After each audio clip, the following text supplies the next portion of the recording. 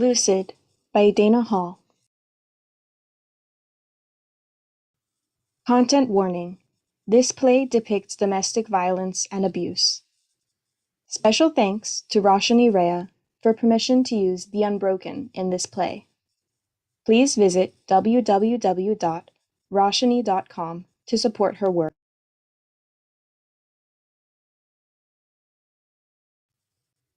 Scene 1. At Rise. The stage is dark. Emma is sleeping in her bedroom. Claire and Mark enter from opposite sides of the stage wearing party hats. Claire is holding a birthday cake with a number 5 candle on top. Mark holds a wrapped present in a small box. Claire and Mark walk towards each other, not noticing Emma. Happy birthday to you. Happy birthday to you. Happy birthday, dear Emma. Happy birthday to you. Make a wish. Claire blows out the candle and exits with the cake.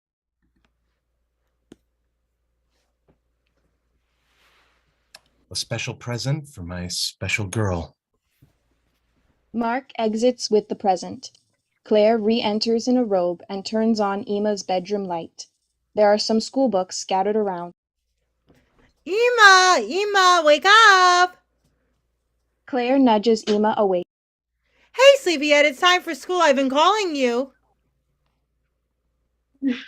5 more minutes. Emma pulls the covers over her head. Come on, throw some clothes on. You're late as it is. Fine. Ugh. I didn't even Emma finish shakes off the...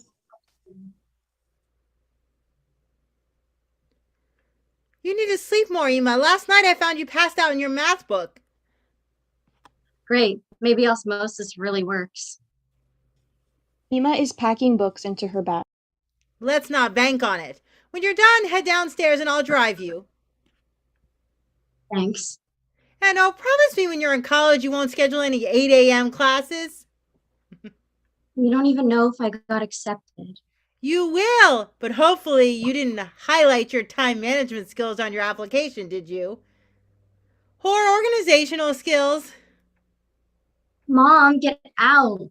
Okay. Down in less than 5 or this taxi leaves without you. Claire exits. Emma finishes packing up as she reaches the door. Blackout.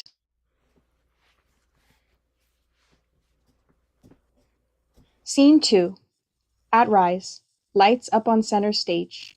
Mark sits at what would be the head of a dining room table. Claire enters with 2 plates of food. She serves Mark and sits opposite him. Emma has a piece of meatloaf sitting in front of her on her plate.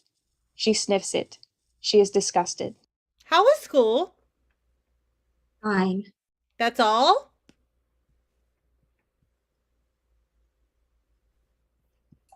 Your mother asked you a question.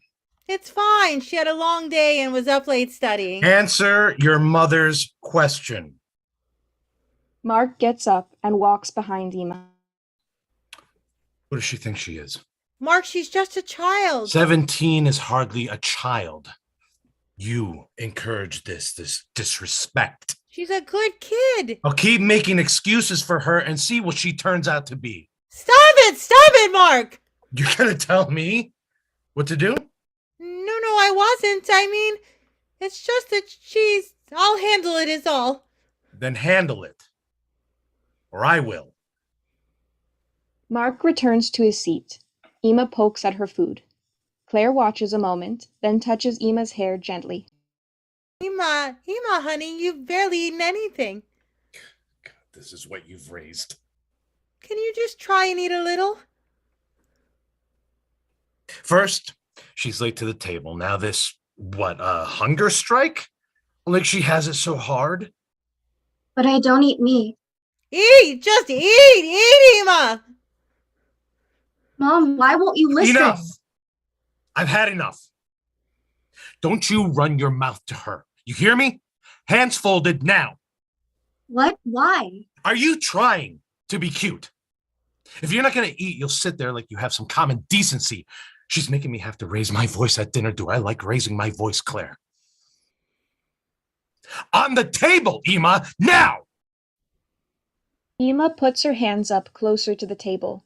They float above it as she cringes at nearly touching the meat. Is your daughter trying to piss me off? I go to work to provide for this family, and this is the thanks that I get? Mark starts to walk towards Claire. Emma, if you're not going to eat, then fold your hands like Daddy asked. Emma throws down her fork and runs off to her room. Emma! Let her go. Mark is back in his seat. He pokes at his food. Claire, my food is cold. Claire, hello. My supper is freezing. Sorry, dear, I'll get you another plate. Claire moves quickly towards him. She goes to reach for his plate. She nearly has it when he moves the plate with his other hand. Make it quick. Of course. Claire exits. Silence. Then, What is taking so long? Claire! Claire! Coming! Mark grunts angrily, throws down his napkin, and storms off to the kitchen. The sound of kitchen drawers slamming closed. Glass shatters. Mom? Emma enters into the living room and runs into the kitchen where the noises are coming from. Blackout.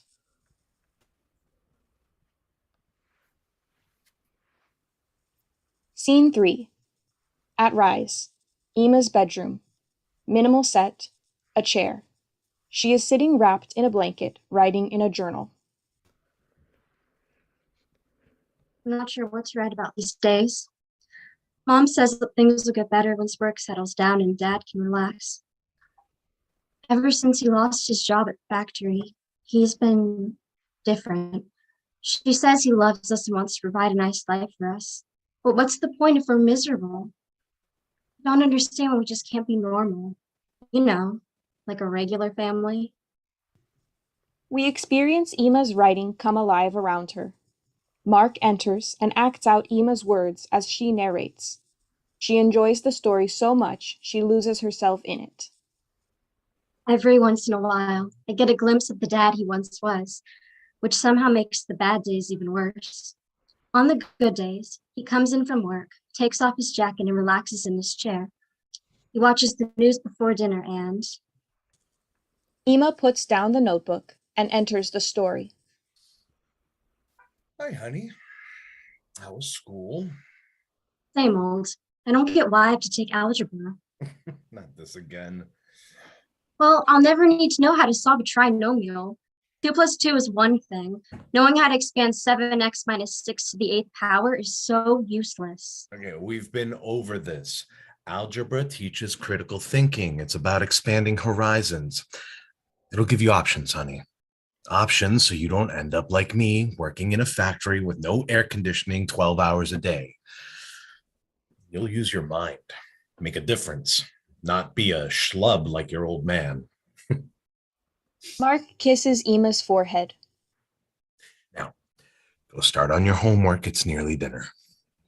Fine, but it's still dumb. Ugh, you are strong-willed like your mother. Now go and don't stomp up those stairs. What if I do? Oh, you're not too old for the tickle monster. Dad, you're so lame. I'm too old for that stuff. Oh, tell that to him. Oh, look. And here, he brought his friend, Mr. Driller. Ooh. No, not him. Anything but him. I think when I was 5, I nearly peed my pants. Oh, then you're going to want to get out of here because Mr. Driller is... Oh no. Oh, he's taking over. He's winding up. Oh, must tickle, must. Sorry, I can't stop it. He's too powerful. Must. Dad. Okay, I'm out of here. Ema swats at Mark playfully and exits the way she came into the scene.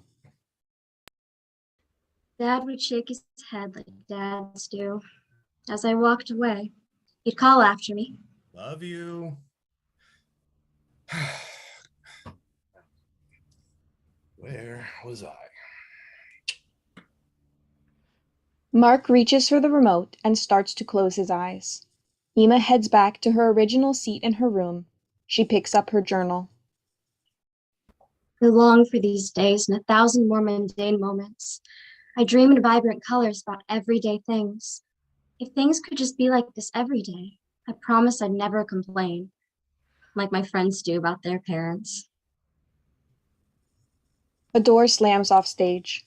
Mark can be heard yelling for Claire. Looks like today's not one of those days. Gotta go. Dad's home. Ema stands up and tucks her journal under a blanket. She nervously tries to ready herself. She takes a deep breath and heads toward the door. Blackout.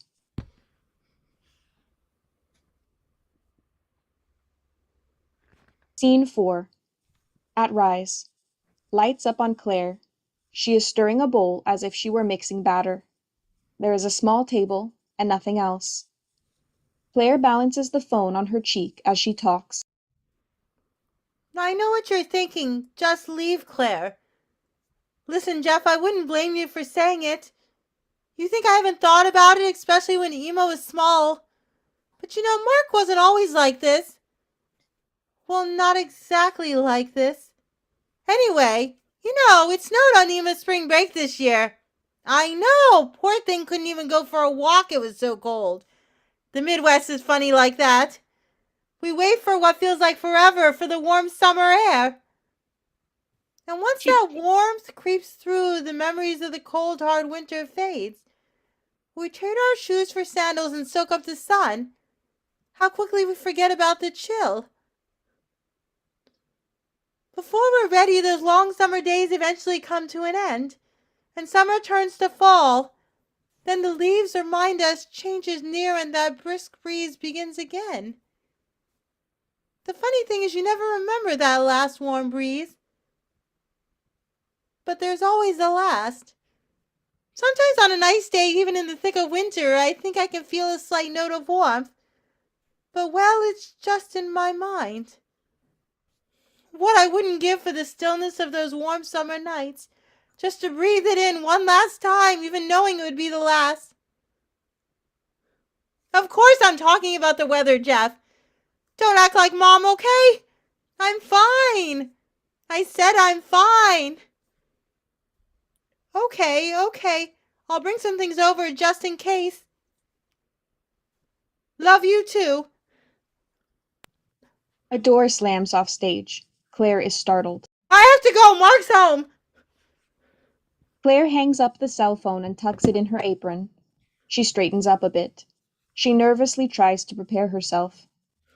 Blackout.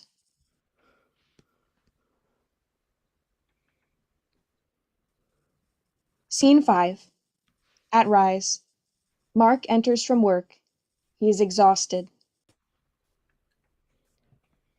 I'm home. Why do we even bother?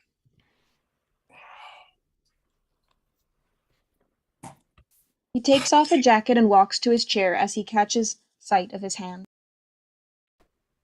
Look at these hands. They don't even come clean. Ugh. It's hard to believe that they held Claire's hand on our first date. Ema's whole hand used to wrap around this single finger when she was a baby. Now they're so calloused, I hardly recognize them. No, that's a lie. I do. They're my father's hands. I'm serving time in that cast iron prison just like dear old Dad, where I'm as interchangeable as the parts I install. Factory work is a man's work, he'd say. It put food on the table, pays the bills. Taxes keep going up. There's insurance to buy, college to pay for, and the wages stay the same. So we end up working just to survive or surviving just to work. I don't get it. The conveyor belt doesn't stop. Weekdays, weekends, wee hours of the morning, tightening screws, crimping wires. My dreams haunted by metal clanking, clamoring, the high-pitched sound of the drill, the language of the working class. Death of creativity, vision, self. My worth is defined by what a machine can't do, but a man must do what a man must do. You know, you think that they'd be appreciative of the sacrifices I make for them? Is it wrong to expect some damn order around this house, some respect, some greeting when I walk in the door? Mark looks around. He touches the table and sees dust, sees a few things out of order. Claire! The least she can do is keep up with the housework. Damn it, Claire! Is dinner ready? Where is she? Where? I don't work all day to come home to this. Emma! Claire! Claire enters from kitchen, and Mark's rage is overwhelming at this point. They stare at each other. Blackout.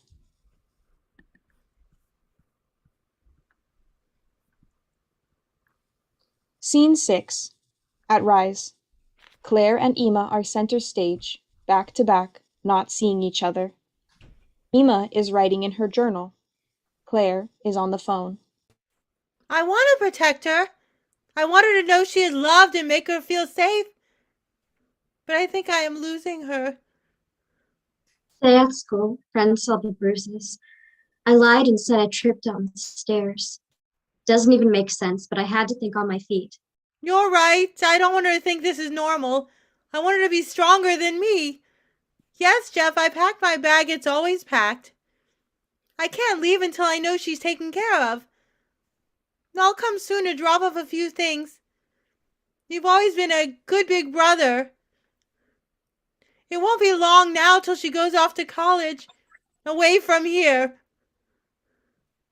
I tried to stop him from hitting her, and he grabbed me and threw me out of the way. But I'd do it again. If I wasn't here, who would protect her? I wish I was bigger. Man, I slid clear across the room, but I ran. Say he tried to apologize, but he didn't even remember what he did. I feel guilty dreaming of college, of leaving her here, but what choice do I have? You know, I find myself praying the same thing I heard Mom saying when we were little. We see Emma's lips move in unison as Claire speaks aloud. I am unbroken. I am underneath. I am what is when there is no more. The remaining piece that is unshatterable. I am unbroken. I am unbroken. Claire and Emma reveal visible bruises in the same areas of their arms. After a long pause, blackout.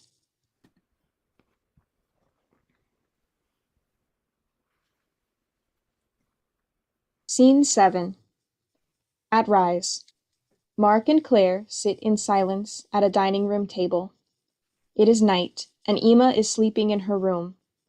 We enter Emma's dream. The silence is uninterrupted by church bells. She should be home soon. Mark checks his watch and grunts. He grows impatient. She's 10. She should be in right after school, not riding that bike God knows where. She'll be here soon. Bells toll again. I'll grab our plates. Great. Cold food. Again. Claire exits the kitchen and returns with plates. Emma wakes up. She takes off her robe and is dressed like her 10-year-old self. Very vibrant colors, pink and purple. Emma, is that you? Dinner is ready. The sound of remember, church bells. I remember this. Oh, the church bells. Ring in, ring out. I used to play outside as long as I could until the bells meant I had to go home. Ema stays in her world and paints the picture of life outside of the home. Bells toll over her lines. Ring in, dancing in the field with fairies. Ring out. Leave your dirty boots at the door. Ring in, a stew made from mud and stones that I fed the squirrels. Ring out. Ema, come sit. Ema sits at the table. Ring in, drinking the nectar of wildflowers while singing lullabies to the trees. You have Ring tutoring out. this evening. Ring in, the smell of rain on the asphalt as I rode my bike. Ring out. You need to focus on your studies. There's no free rides in this house. You've got to work to get ahead. Ema begins to stand on her next line as she mimics climbing. She stands on her chair, then the table, reaching up. A warm light washes over her. Ring in, the bark of elm scratching my skin as I climbed higher, higher, and higher. How was school? Your chores done. Ema sits back down as the light fades. She is dreary. Fine, yes. Good. Finish your juice, dear. The sound of church bells. Claire and Mark eat dinner and do not notice Ema. Ema looks at her toys scattered on the floor. She plays with them a bit. Now when I hear the bell toll, calls to others, not to me. The sweet taste of childhood is now bittersweet. I wish I could have stayed there a little longer. But maybe the trick to holding on is letting go. Ema returns to the table. Pass the potatoes, dear. Ema passes a bowl to Claire. The family sits in silence as they eat. Ema looks back at the toys. She gets up and takes all those old toys and throws them into a garbage can. Ema returns to her bed as Mark and Claire eat their dinner. Blackout.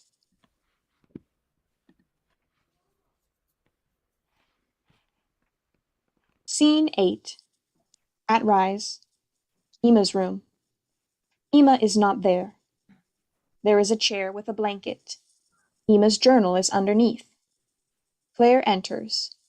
She goes over to the chair and folds the blanket as the journal falls out.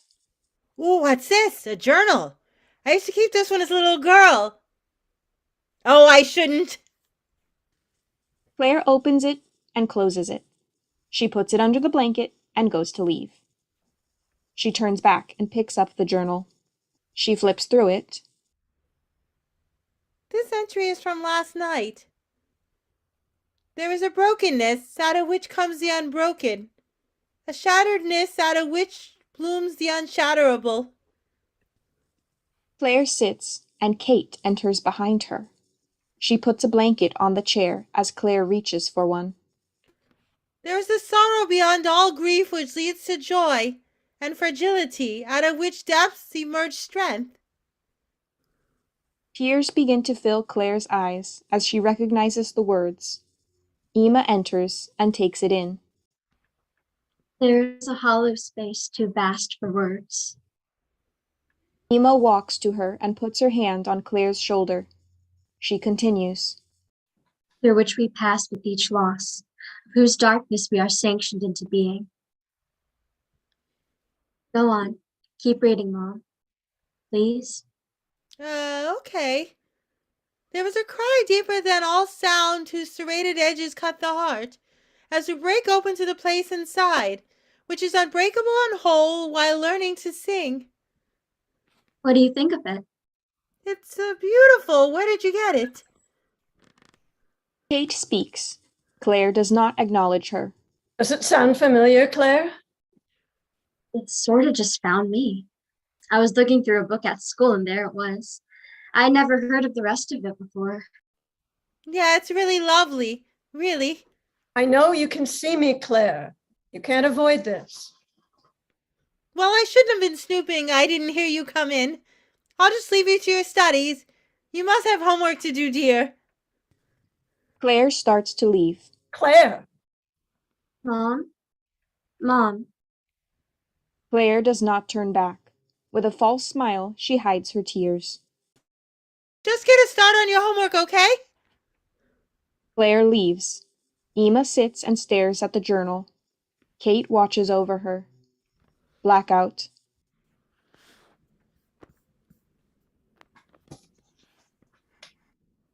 Scene 9. At Rise. Emma is in bed, though we can barely see her. We hear the melody from the music box for a few beats. who's there? Mom? Is that you? Emma stands up cautiously. She walks toward where the light switch would be. A light comes up on a small wrapped present with a big tag. To Emma. Where'd you come from? Emma picks it up. She opens it. It is the music box with the ballerina inside. To Emma. Love, Dad.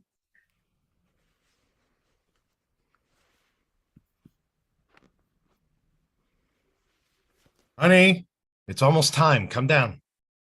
Coming, Dad. Emma twists the bottom of the box, making the ballerina dance. We hear the melody. She puts the music box down. She turns to leave. At first, she is excited. This fades as she walks around the stage, searching.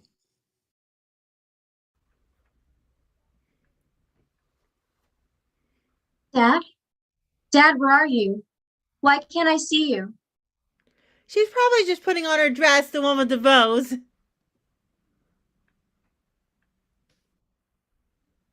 Mom? Do you have the candles? Yes, of course. You know, today she told me she was a whole handful old, and I laughed because she's always been a handful. Oh, 5 years old. Where has the time gone? You know, I sprung for that music box in the window down at the department store. You didn't. I had to. The one with the ballerina. She's gonna love it. I'll spin her round and round. She's my little ballerina. Oh, I can't wait for her to see it. Oh, there she is. You were right. Always with the bows. Come out. Where are you?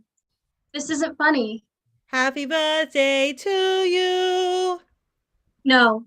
Happy birthday to you. Happy birthday, dear Emma. Happy birthday to you. Stop. It's not my birthday. Happy birthday to you. Emma is crying. Oh, look, she's so happy, dear. Stop. Make a wish. Well, go ahead, dear. Blow out the candles. Emma reaches for the music box. She picks it up and closes the lid. The music stops. Emma talks to the music box as she sits in her bed. Stop your lies, okay? Stop. Nothing stayed the same. Nothing was good. Nothing. I believed you, but everything changed. And what's worse, I was naive enough to believe in wishes too. Look at you. You're not a promise. You're a stupid piece of plastic, a prisoner stuck in a box, trapped here for others' amusement. Round and round and round and round. Claire enters abruptly, wearing a robe.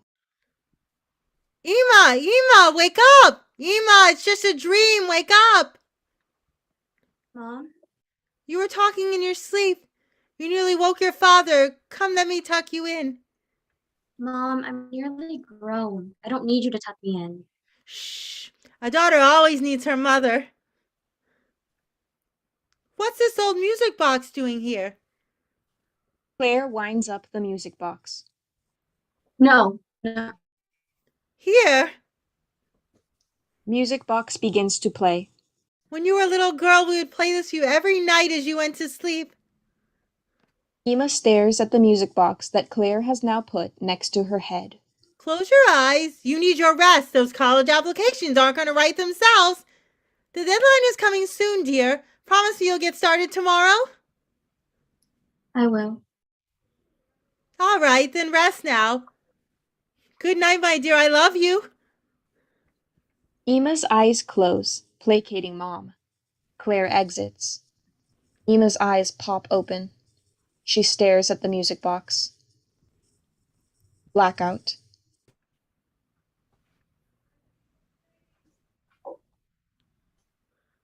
Scene 10. At Rise. Emma is lying in bed, still with the music box playing. She is beginning to drift off. We see Claire enter into the living room. She takes off her robe to reveal she is fully dressed. She rushes around gathering her things to leave. Mark enters. Where are you going? Claire freezes, about to exit out the front door. Why are you dressed? Where are you going? Mark sees what is taking place. He walks. He pokes at the suitcase. So this is what you're doing to me? Mark picks up her robe. This is how you show your appreciation? This is my house, my family. You are not going anywhere. Mark reaches for the luggage, but Claire holds it firm. He pulls, but can't get it loose. Fine, take it. Mark lets it go, and she falls backward, holding the luggage. It opens, and clothing falls out. Why are you doing this? Claire is shoving her belongings back in the luggage. I can't live like this. I just can't do this. I don't ask for much, do I? Do I? I pay the bills. You should be grateful, but no. Here you are, trying to run off in the middle of the fucking night. Mark sees the keys Claire forgot to take. Forget something? Useless. He dangles them, then throws them at her. There is a standoff between Claire and Mark. Claire takes the keys and turns to leave, just as Emma shuts the music box. Claire hears the sound. Emma! She'll be fine without you. Go. If that's what you want, fine. No one needs you here anyway. Emma! Claire takes her suitcase and walks past Mark. She puts on her robe and goes back to her bedroom. Mark sits on the couch, picks up the remote, then throws it. He sits with his head in his hands. Blackout.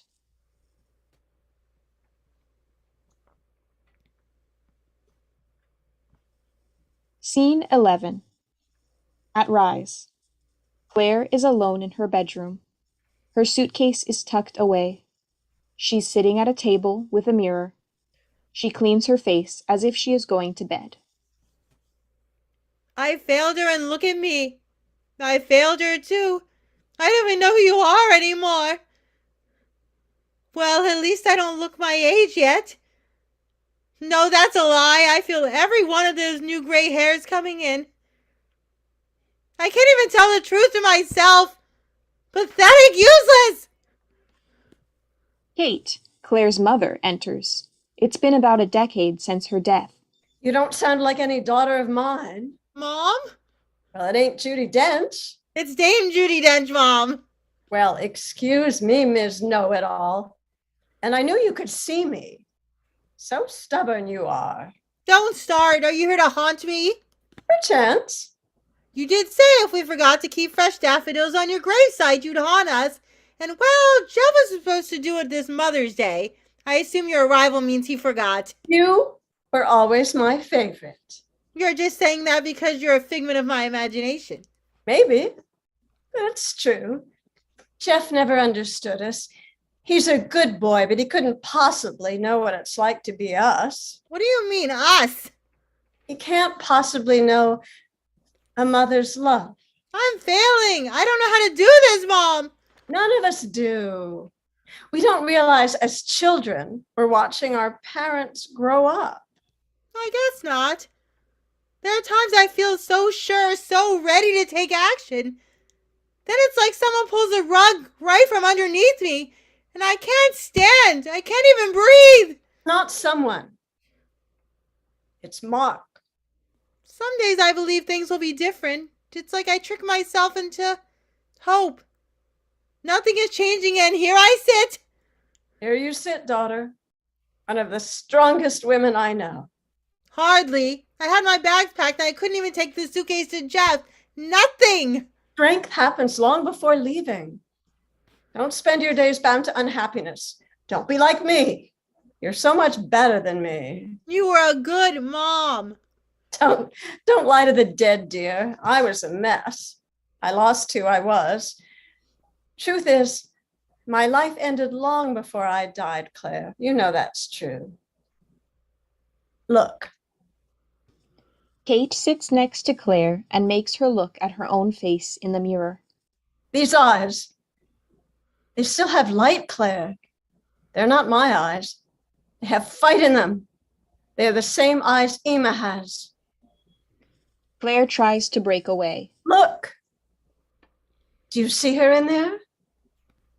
Claire tries to divert her gaze from the mirror. I do.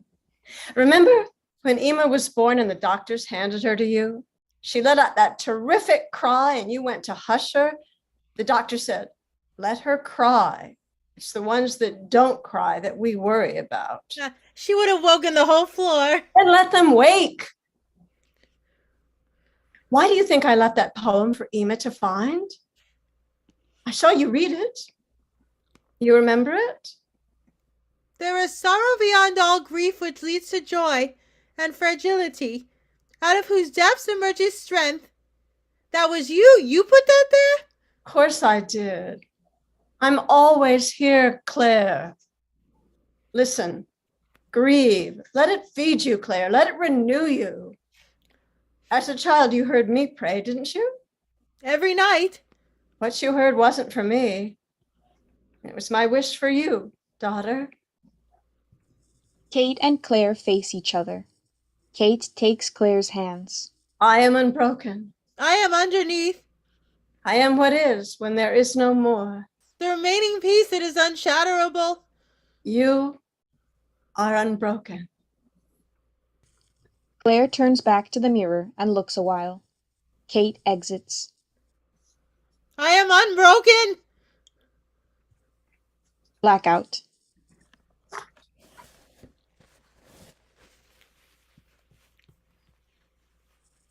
Scene 12. At Rise. Emma is in her bedroom. Time has passed. Emma is packing. Claire watches from the doorway. I guess the letter came in. Mom, I have a larger suitcase if you need it. I applied early admission. I didn't think I'd actually get in. Then when it came, I didn't know what to say. I tucked it away and, well, I was going to tell you, I swear. It's fine. They'd be foolish not to take you. You have to leave already. There's not more time. I found a small apartment off campus. Don't worry, my loans cover it. And I have a roommate. She's actually in her second year. She's like really great. An art major. Are you mad? You look mad. Mad? No, just a little shocked. It's all happening so fast, you know. Wow. How could I be mad? You worked hard for this. Kate enters. She is a spirit. No one acknowledges her, but Claire can see her. I'd be more upset if she stayed. I just thought we'd open the acceptance letter together is all. Claire finds the letter torn open and reads it. I was just so excited. They're offering me a scholarship too. And next semester, I think I'll live on campus. Save money and everything. Emma nervously packs. Oh, I hope she doesn't forget anything. Kate puts Emma's journal in her suitcase as Emma's back is turned. You know, when I left for school, Grandma Kate gave me 35 cents. Wow, tuition was cheap back then. Ah, cute. Funny. It was symbolic. It was the cost of a call home. No matter where in the world you were, I was only a call away. Still am. Mom, don't worry. I'm just going over the state line and I have a cell phone. You're going much farther than that. Oh, Claire, don't make this about you. Claire and Emma fold some items for the suitcase. No, I get it. You could talk to me now I'm grown up. What? I get why you stayed here with him. Your father's lost his way, Emma. But that's not about you. Or you. But none of that matters today. This is your big day. Our big day. What do you mean? Well, I'm only taking this suitcase and my book bags, which means you'll still have yours. What are you talking about? Oh, stop, Mom. When I was looking for luggage, I saw a bag packed under your bed. All I'm saying is, it's still there if you need it. That's awfully thoughtful, don't you think? Hey, when did we paint this room? You had to be about 10, right? I can still see the purple paint poking through. Oh, you love purple. Purple and pink and fancy bows. I remember the day you asked me to paint it. You wanted black and we compromised on this, remember? She grew up, Claire. She wasn't going to stay a little girl forever. Why? Why what? Why paint a bag? I grew up, Mom. But why that day?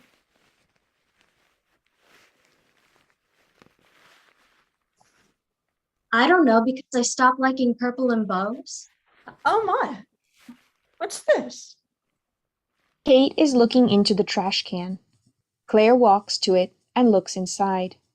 The music box. Leave it. You don't want it? No. No, I don't. Put it back, Claire. Why? Why don't you want this? You used to love it. Because I don't. I don't want any of this stuff, and I especially don't want this thing. Claire is holding the music box. Daddy gave you this. I remember it was your 5th birthday and it's all you wanted. Leave it, Claire. Don't make her take it. What happened, Emma? Look at me. No. Emma! You couldn't protect me. I tried. Claire, let the girl speak. Emma takes the music box and opens it, exposing the ballerina. Round and round, that's all she knows. She's a good girl, right? Never breaks form, never talks back. I was tired of feeling bad for being me. My creativity, art, singing, all of it. So I stopped. And things faded. I faded. You never wanted this, did you? That's what he thought I wanted. And he played it for her every night. No, honey, I didn't know. Oh, God, I played it for you, too. All right, here, let's get rid of it. Claire takes the music box and wraps it in some unpacked clothing and looks to dispose of it. Wait. Emma grabs the box, opens it, and plucks the ballerina out. She puts the ballerina in her pocket.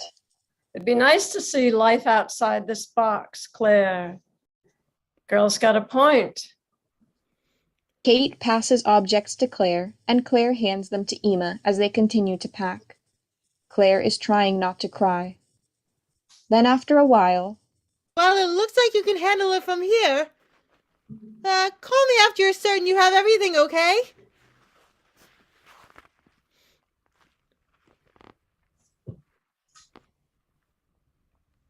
Okay?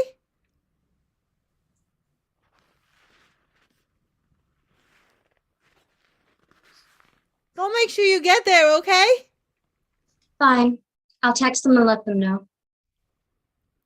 Claire and Kate walk over to Claire's bedroom. We see Emma packing in her room, as we see Claire in her room taking out her suitcase. It is mostly packed.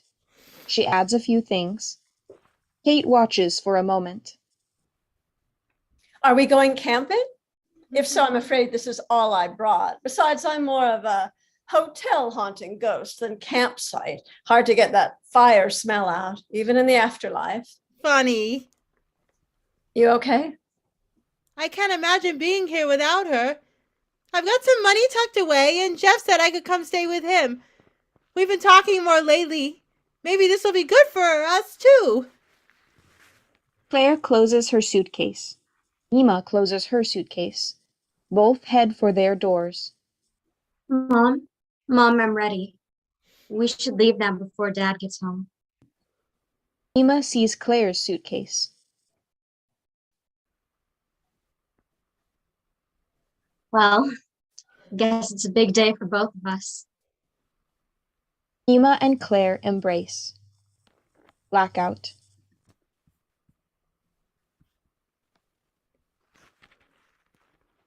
At Rise, Claire, Emma, Kate stand center stage. Emma takes the ballerina out of her pocket and looks at it. Lights up on Emma. I'm unbroken. Lights up on Claire with her jacket on and suitcase in hand. I am underneath. Lights up on Kate. I am what is, when there is no more. The remaining piece that is unshatterable. Emma puts the ballerina down on Mark's chair on top of his newspaper. I am unbroken. They all turn to leave. Blackout. End of play.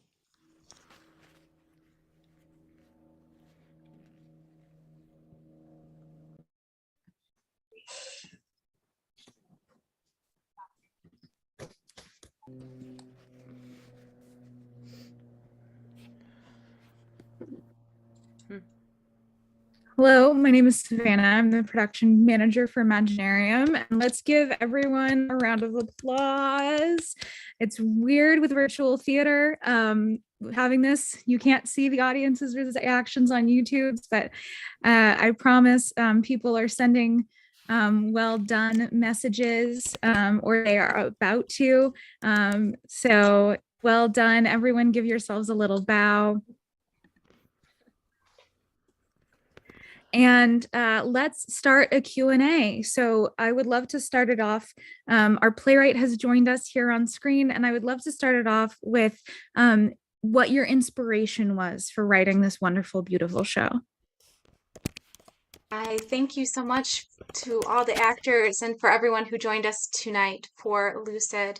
My inspiration for this piece was to tell a narrative about generational trauma through the lens of what it feels like, and to bring that experience, the internal experience, external for everyone to experience through a soundscape as well as through movement. And I know it's hard in the virtual environment, but I hope you all were able to kind of picture what that may look like on a stage. So that was my inspiration for the telling of Lucid. And of course, thank you for the actors that portrayed each part, because it will help further development. I really want to turn this into a well-rounded piece representing all sides of intergenerational trauma. Thank you. Wonderful. And I think you definitely accomplished that. I know that I was really moved by the piece. So really gorgeous. Next question for the actors. What was it like acting in a show that is supposed to be on stage and doing a read in a virtual environment?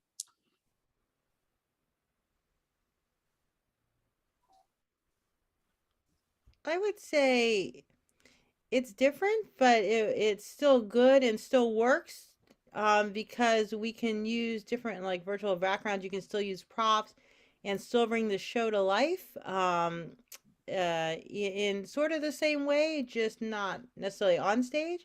But I feel that it comes off just as well a lot of the time. So Yeah, I think since this is a heavy piece, especially, I feel like being in a safe space kind of helps keep me grounded for like the very like emotional scenes. And yeah, virtual theater has been quite an experience. I love it. It's just amazing what you can do with like virtual backgrounds and everything.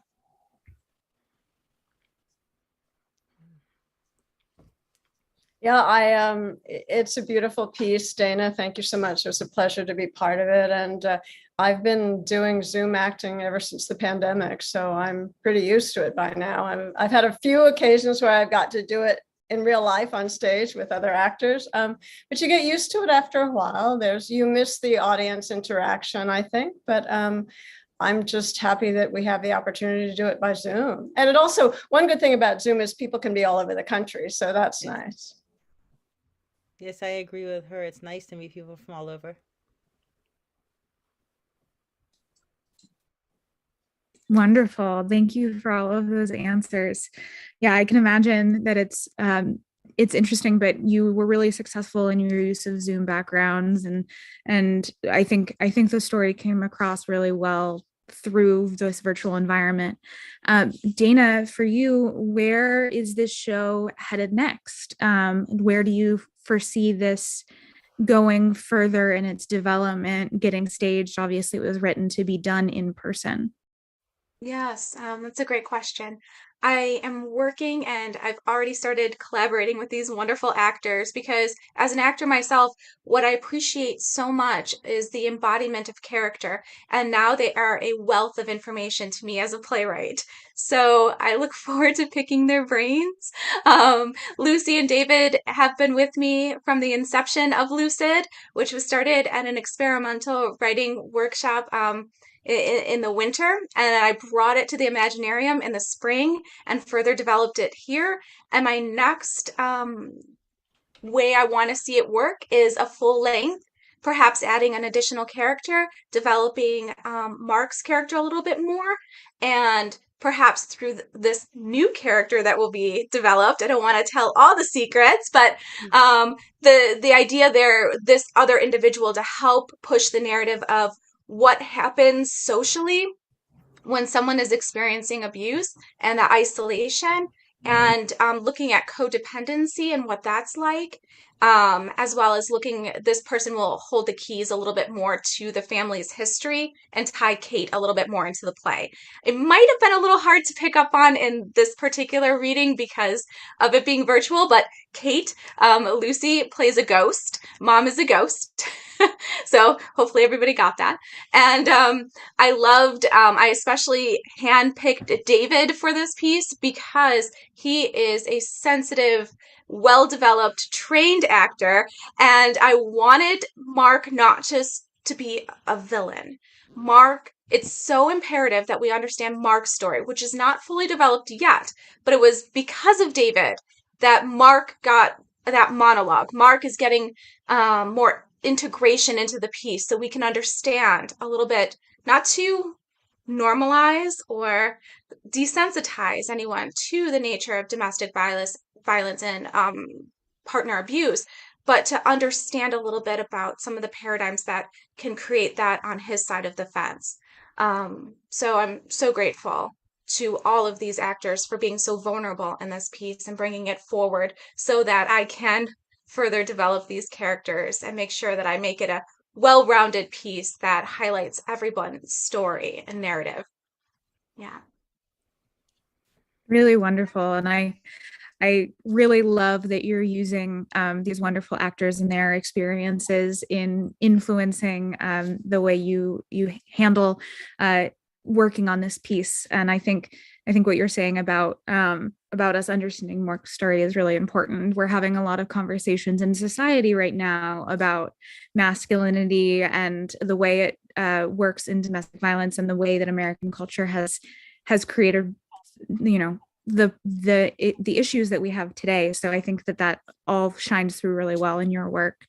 The next question is, we've asked Dana, where can we see this piece go next? Do any of the actors, do any of you have pieces that you're coming up? Any things down the line that we're going to be able to see your work?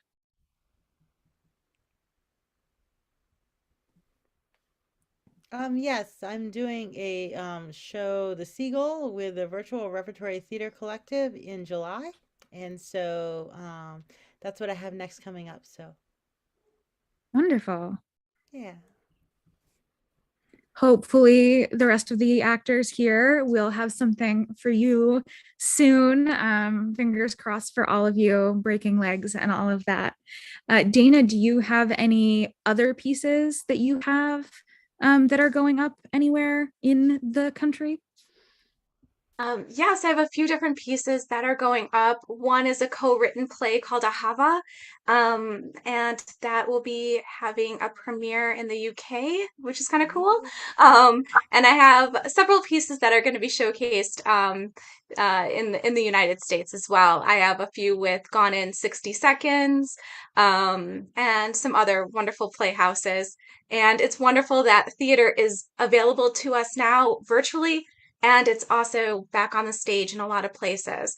So I truly hope people keep with the accessibility and utilize this platform and make sure that all of us can be included in the artistic experience. For more about my productions or my acting or my work, you can visit my website at Dana Hall Creates. And I will also have links for all of my wonderful actors who, let me tell you, they don't want to brag on themselves, but they are all in stuff, okay? And they are amazing. And please do stop by my website and then I'll link you to where their stuff is at so you can come and see them as well. Wonderful. Thank you, Dana, for that. So it looks like we don't have any more questions coming in through YouTube. So I would love to hear if there's any last moments, like any last things that you want to leave the audience with, any of the actors or Dana, or, you know, favorite moments in this piece or like favorite lines to perform, anything that's going to really stick with you beyond today. I just wanted to say that I really love the breakdown of Ema when she's yelling at the music box.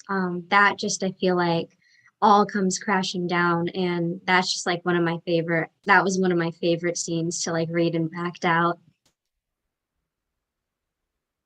I just love the imagery in Dana's plays. I love the musicality. I mean, I love all the stuff about the church and the church bells. I love that. I just thought that was wonderful. I love the scene with Kate and her and Claire in the bedroom and I love that Kate is trying to tell her, you know, I wasn't a great mom, but you can do better than me, and trying to push her to, you know, leave a bad situation and how to handle herself. So, yeah.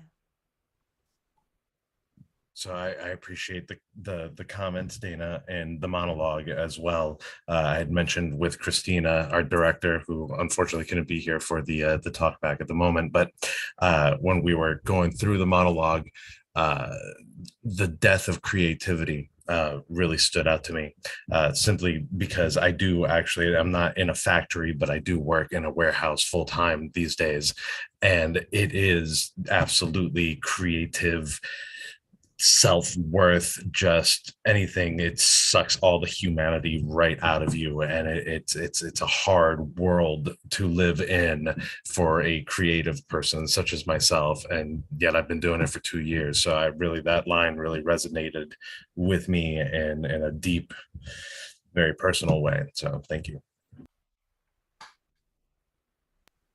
Wonderful. Well, thank you all so much for answering that question and for your vulnerability that we got today. I will say this is the end of the Q&A. Again, another round of applause for this beautiful, beautiful piece. And thank you all so much for coming. Sit tight. We will be doing in 25 minutes. The next show will be going live. In the meantime, we're going to keep the live stream going, but it will be coming back in 25 minutes with our next piece. And we will be playing some music for you while you wait. So thank you all so much for coming to watch this. Thank you, creatives, for this beautiful piece, Dana and actors, and have a great rest of your evening. Thank you for having us. Thank you. Thank you so much for everything. Thank you so much.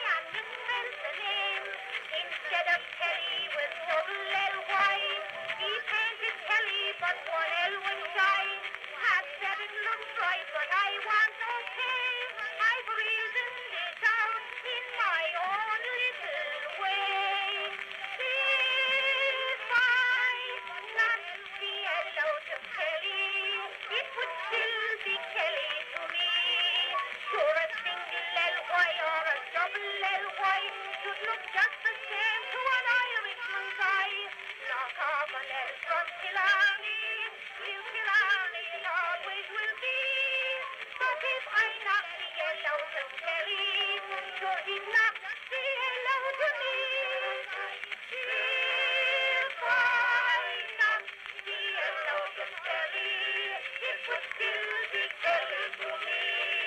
Sure, a single L-Y or a double L-Y would look just the same to an Irishman's eye. Not often L from Killarney, till Killarney it always will be. But if I knock the L out of Kelly, why you'll he knock the L out of me?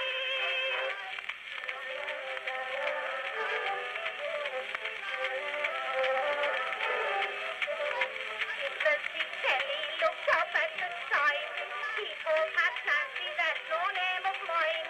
Had a sign painter, you never go far. You're a fine painter like Kelly you are. Shame on you, Clancy, just see what you've done. You spoiled the name of an Irishman's son. Don't let an L come between us, said Pat. I figured it out like a real diplomat. If I knocked the L out of Kelly, it would still be Kelly to me. Sure, a single L-Y or a double L-Y could look just the same to an Irishman's eye. Not half an L from Killarney, till Killarney it always will be. But if I knock the L out of Kelly, should he knock the L out of me? If I knock the L out of Kelly, it would still be Kelly to me. Sure, a single L-Y or a double L-Y should look just the same to an Irishman's eye. Not often L from Killarney, till Killarney it always will be. But if I knock the L out of Kelly, you'll he knock the L out of me.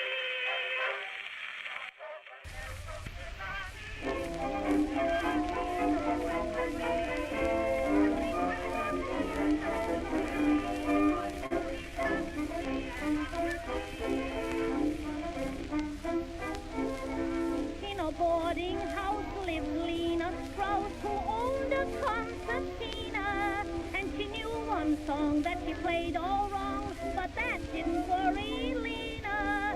When she rose each day, she commenced to play, and the boarders thought of no term that was strong enough. It was surely tough when Miss Lena played the glowworm. When she started in to play, the boarders all would yell, "Hey! Nix on the glowworm, Lena, Lena, play something else on your concertina." If the man that wrote it heard her, it's a cinch there would be murder. Cut out the glowworm, can it, we'll go defeat soon. Beat it, Lena, with your concertina and that glowworm tune.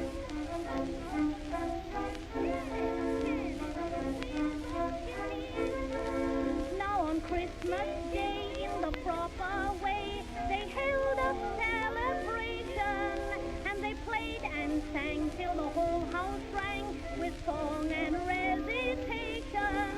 But a boarder who on that day was new, by mistake said, "Oh, Miss Lena, won't you play? Please do. It is up to you and your lovely concertina." When he started in to play, the boarders all did yell, "Hey! Nix on the glowworm, Lena, Lena, play something else on your concertina." If the man that wrote it heard her, it's a cinch there would be murder. Cut out the glowworm, can it, we'll go defeat soon. Beat it, Lena, with your concertina and that glowworm tune.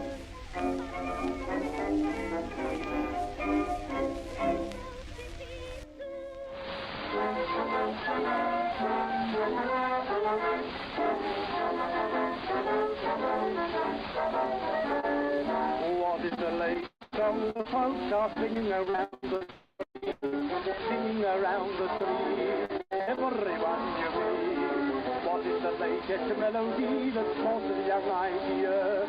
Promise to keep it secret and I'll whisper in your ear. Mademoiselle from Armentières, hallelujah. Mademoiselle from Armentières, save to you. Sing it with all your heart and soul and see everyone right up the pole. Mademoiselle from Armentières.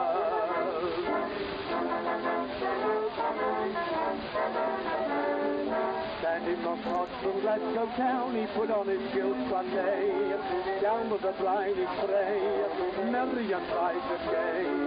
Out of the prom he strolled along, the wind was rather high. Who was the girl that turned her head but only shut one eye? Why, Mademoiselle from Armentières, hallelujah. Mademoiselle from Armentières, sing to you. Sing it with all your heart and soul and see everyone right up to the pole. Mademoiselle from Armentières.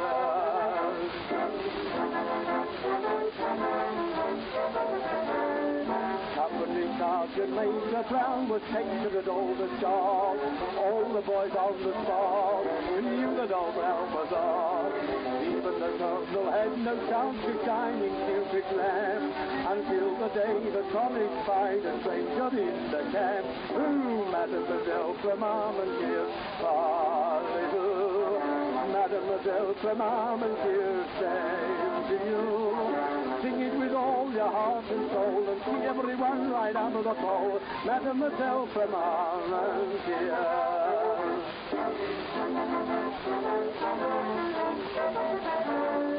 Up in his aeroplane one night when Robinson bought a flight, everything all right, beautiful moonlight night. Circled around the moon a while, its wonders to explore. Look at the loop above the clouds and watch the sinking door. Mademoiselle from Armentières, hallelujah. Mademoiselle from Armentières, time to you. Sing it with all your heart and soul and see everyone right up the pole. Mademoiselle from Armentières.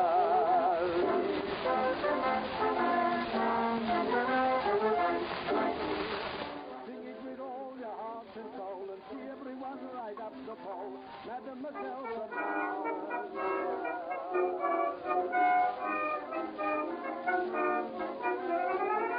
Little girl, don't cry, I must say goodbye. Don't you hear the bugle call?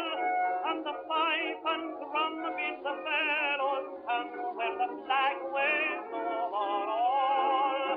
Oh, I love you so, it is time to go, and a soldier in me you'll find. When on land or sea, any toys like me, you would not have me stay behind. So send me away with my little girl, brush the tears from eyes of brown. It's all for the best, and I'm off with the rest of the boys from my own hometown. It may be forever we part, little girl, and it may be for only a while. But if fighting we must, then our daughters are gone. So send me away with a smile, and it may be for only a while. When I leave you, dear, give me for some cheer to recall in times of pain. They will comfort me and will seem to me like the sunshine after rain. And mid shot and shell I'll remember well, you've a heart of a soldier. And that through this war I am fighting for my country and my home and you. Oh, send me away with a smile, little girl, brush the tears from eyes of brown. It's all for the best, and I'm off with the rest, the boys from my own hometown. It may be forever we part, little girl, and it may be for all Oh,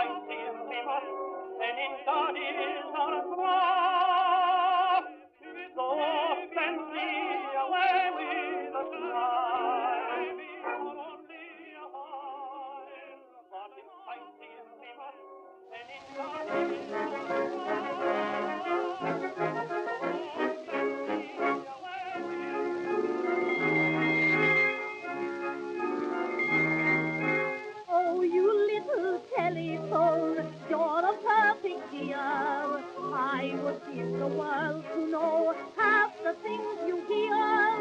When the cook needs something quick, on you we depend.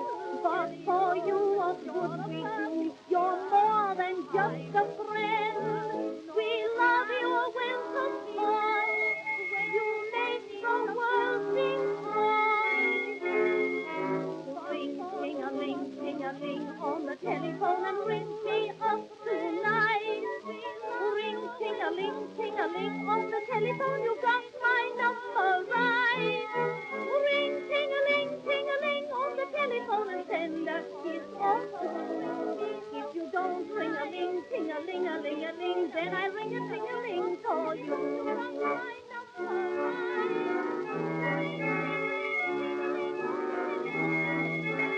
Jones went to the Waldorf once with a friend to dine. Oh, not a man, a lady friend that knew a friend of mine. Rang his little wifey up, I can't get home, my dear. Till very late, so don't you wait. I'm pressing business here. But darling little Brown said, dear, where are you now? Ring, ting-a-ling, ting-a-ling on the telephone. I'm in my office, dear. Ring, ting-a-ling, ting-a-ling. I hear music, love is ringing in my ear and singing. Ring, ting-a-ling, ting-a-ling on the telephone. I hear folk coming through. If you don't ring-a-ling, ting-a-ling-a-ling-a-ling, then I ring-a-ling-a-ling for you. Ring, ting-a-ling, ting-a-ling on the telephone. I'm in my office, dear. Ring, ting-a-ling, ting-a-ling. I hear music, love is ringing in my ear and singing. Ring, ting-a-ling, ting-a-ling on the telephone. I hear calls coming through. If you don't ring-a-ling, ting-a-ling-a-ling-a-ling, then I ring a ting-a-ling for you.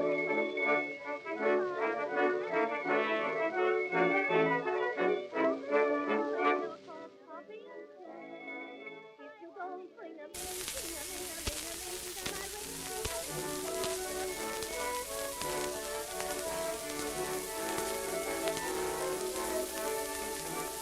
All the boys and the girls that live down on our street are as mean can be. They think I'm afraid 'cause I always look neat and as clean can be. 'Cause I'm not a rough tomboy, they won't let me join in the games they always play. If it wasn't for show, I wouldn't care so, but I hate to hear him say, Brady cat, you dancing do this and you dancing do that. Can't jump the rope 'cause you'll mice your hair.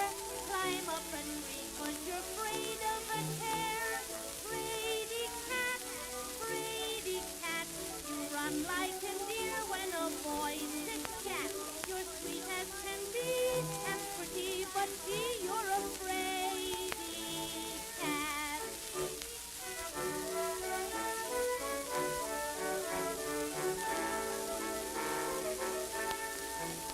When I grow up as big as my mother someday, just wait and see.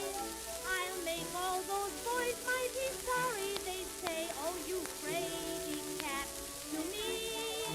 I don't care for the girls 'cause they're only just jealous of all the clothes I wear. But when Joe calls me that, my heart goes tippy-tap, and it's all too hard to bear. Brady cat, you dancing do this and you dancing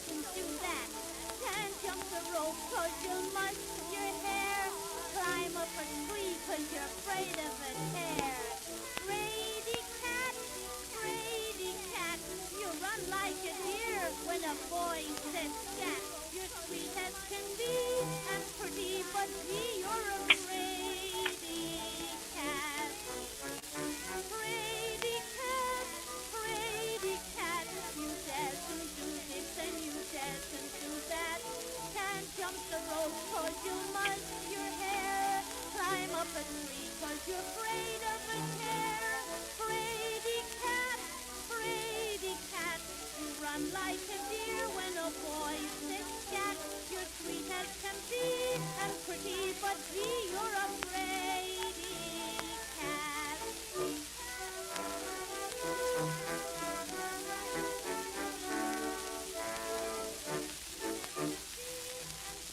But gee, you're a fraidy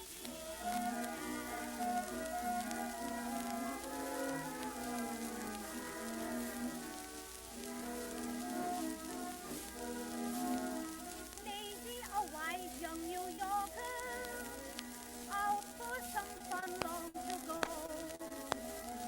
She had a fellow, a corker, who hated to part with his dog. All that he did every evening was sit in her parlor and sigh.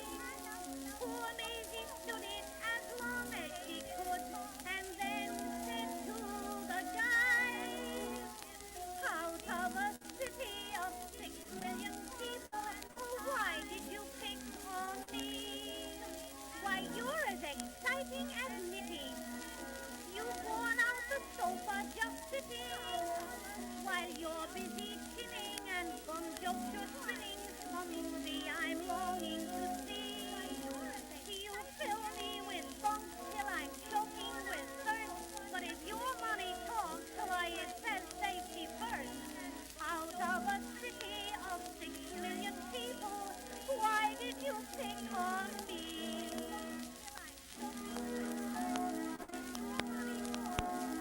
You must spend almost a quarter when you go out on a pair. The best thing you say is ice water. I'll bet that you cut your own hair. You'd make a kitten lifesaver, 'cause you can stay under so long. I thought that I had a regular guy, but I'm wrong, old pal, all wrong. Out of a city of 6 million people, oh, why did you pick on me? You sit for 10 hours and ponder over every large jitney you squander. Your parlor amusements are sure no inducement. I'd much rather play tango keys. He'll get away clean with the nerve that you've got, and good useful men like Abe Lincoln get shot. Out of a city of 6 million people, why did you pick on me?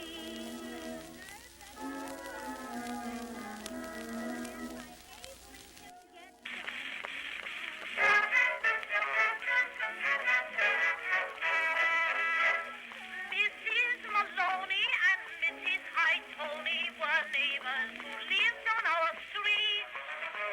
The first had no wealth, but she had her good health and a grand bouncing baby so sweet. The second, she lived in a much larger flat with a white poodle dog and an Angora cat. But the pride and the boast and the thing she loved most was her swell baby grand on 3 feet.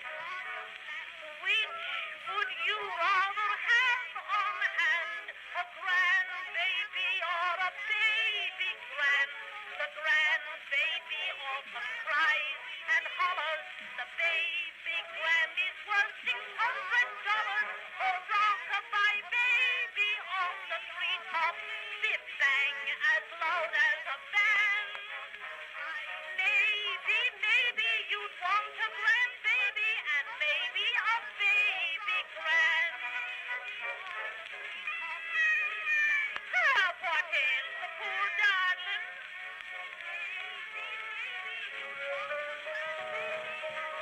Yeah, sure, there she goes.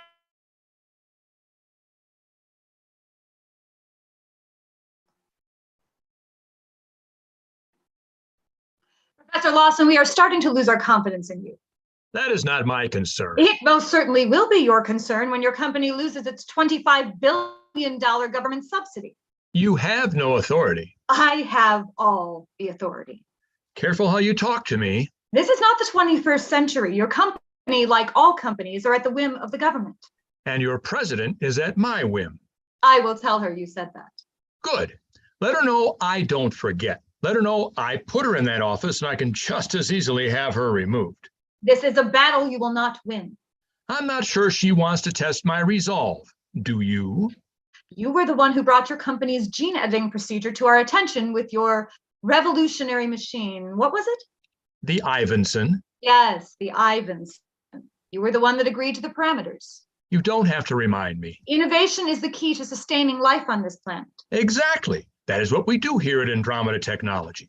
Without scientific advances, our world will fall back into the age of diminution when taking care of this planet was not a priority. I understand how important technology is. Good, because I will do whatever is needed to continue our planet's growth and survival. Director Devine, I assure you, Andromeda Technology will begin implementation of the procedure when it will be lucrative and viable. It is my understanding that it is already viable. Pardon me, Professor Lawson. Director Devine, may I? Who are you? Director Devine, may I introduce you to Dr. Beth Nightingale? She has taken over as chief scientist after the unfortunate death of Dr. Dmitry Ivanov. You make it sound like an accident. I was told it was sabotage. We have found absolutely no evidence to suggest that. Evidence can be used to suggest whatever results you want. Well, that does not occur here. Andromeda Technology has every intention to fulfill the president's request. Make no mistake, Mrs. Nightingale, we are not asking. Doctor. Pardon? It's Dr. Nightingale. And the procedure will be available once it is deemed safe and effective for all. We are not concerned about safety for everyone. Technology has its collateral damage, we are aware. If the procedure can accomplish its mandate without creating an unacceptable risk of complication, the government will endorse it. And who exactly defines unacceptable risk? What Dr. Nightingale is trying to say is Hasn't that society surpassed the need for men to explain what women are saying? I didn't mean. I am saying to please see reason. I am quite reasonable. Prior to his death, Dr. Ivanov was able to demonstrate limited success from the procedure, but producing many potential side effects. And the president endorsed this mandate. Since his death, we haven't been able to replicate his success. Are you telling me that the secret went to the grave with Dr. Ivanov? No, not at all. Because if that is true, Andromeda Technology will cease to exist. Director Devine, that is not what Dr. Nightingale is saying. And we are back to you once again trying to explain what she is saying. I am saying there appears to be a sequence missing in the procedure. Missing. So the rumors of sabotage are true. No. Dr. Ivanov was close to finishing the procedure. He appears to have not recorded the final sequence. In its current state, gene editing isn't safe for application. As they used to say, you can't make an omelet without breaking a few eggs. Loss of human life is not good for the president. Not to mention your company's assets. I assure you, once the procedure is complete, the president and I will have more money than one could ever imagine. We are aggressively making calculations for the sequence, but the procedure as it stands is not ethical. Ethics are not my priority. It should be your only priority. You have an obligation to your constituents. Our data shows data. And now you're going to dazzle me with some scientific calculations in the hope of changing my mind? Well, yes. Dr. Nightingale, I have read all the reports. This company produces so many reports. I am aware of the data. Then you are aware of the alarming occurrence of personality alteration, not to mention the incidence of possible death in gene editing subjects. I seem to recall. Tess? Yes, Dr. Nightingale. Can you provide Director Devine with the exact occurrence of personality alteration in gene editing subjects? That's unnecessary. Of course. Exactly 74.6% of subjects that have undergone gene editing show some variation of personality alteration. I am aware. Of that 74.6%, 36.8% produce an irreversible neurological transmutation. I am not saying In that... laywoman's terms, the subject's personality completely changes. Memory is catastrophically affected. I can understand your reluctance. Director Devine, it is more than reluctance. It is unethical to force the entire country's disabled population to undergo a procedure that could alter unique characteristics specific to a person. In the long run, these changes will better society. How can you even say something Now, like let's please forgive Dr. Nightingale. She is very passionate. Passion is understandable, but I'm also detecting hints of a murderous rage. Call it what you want. Enacting this protocol now is putting lives in danger, livelihoods in danger. A bit over dramatic. Let's not make this combative.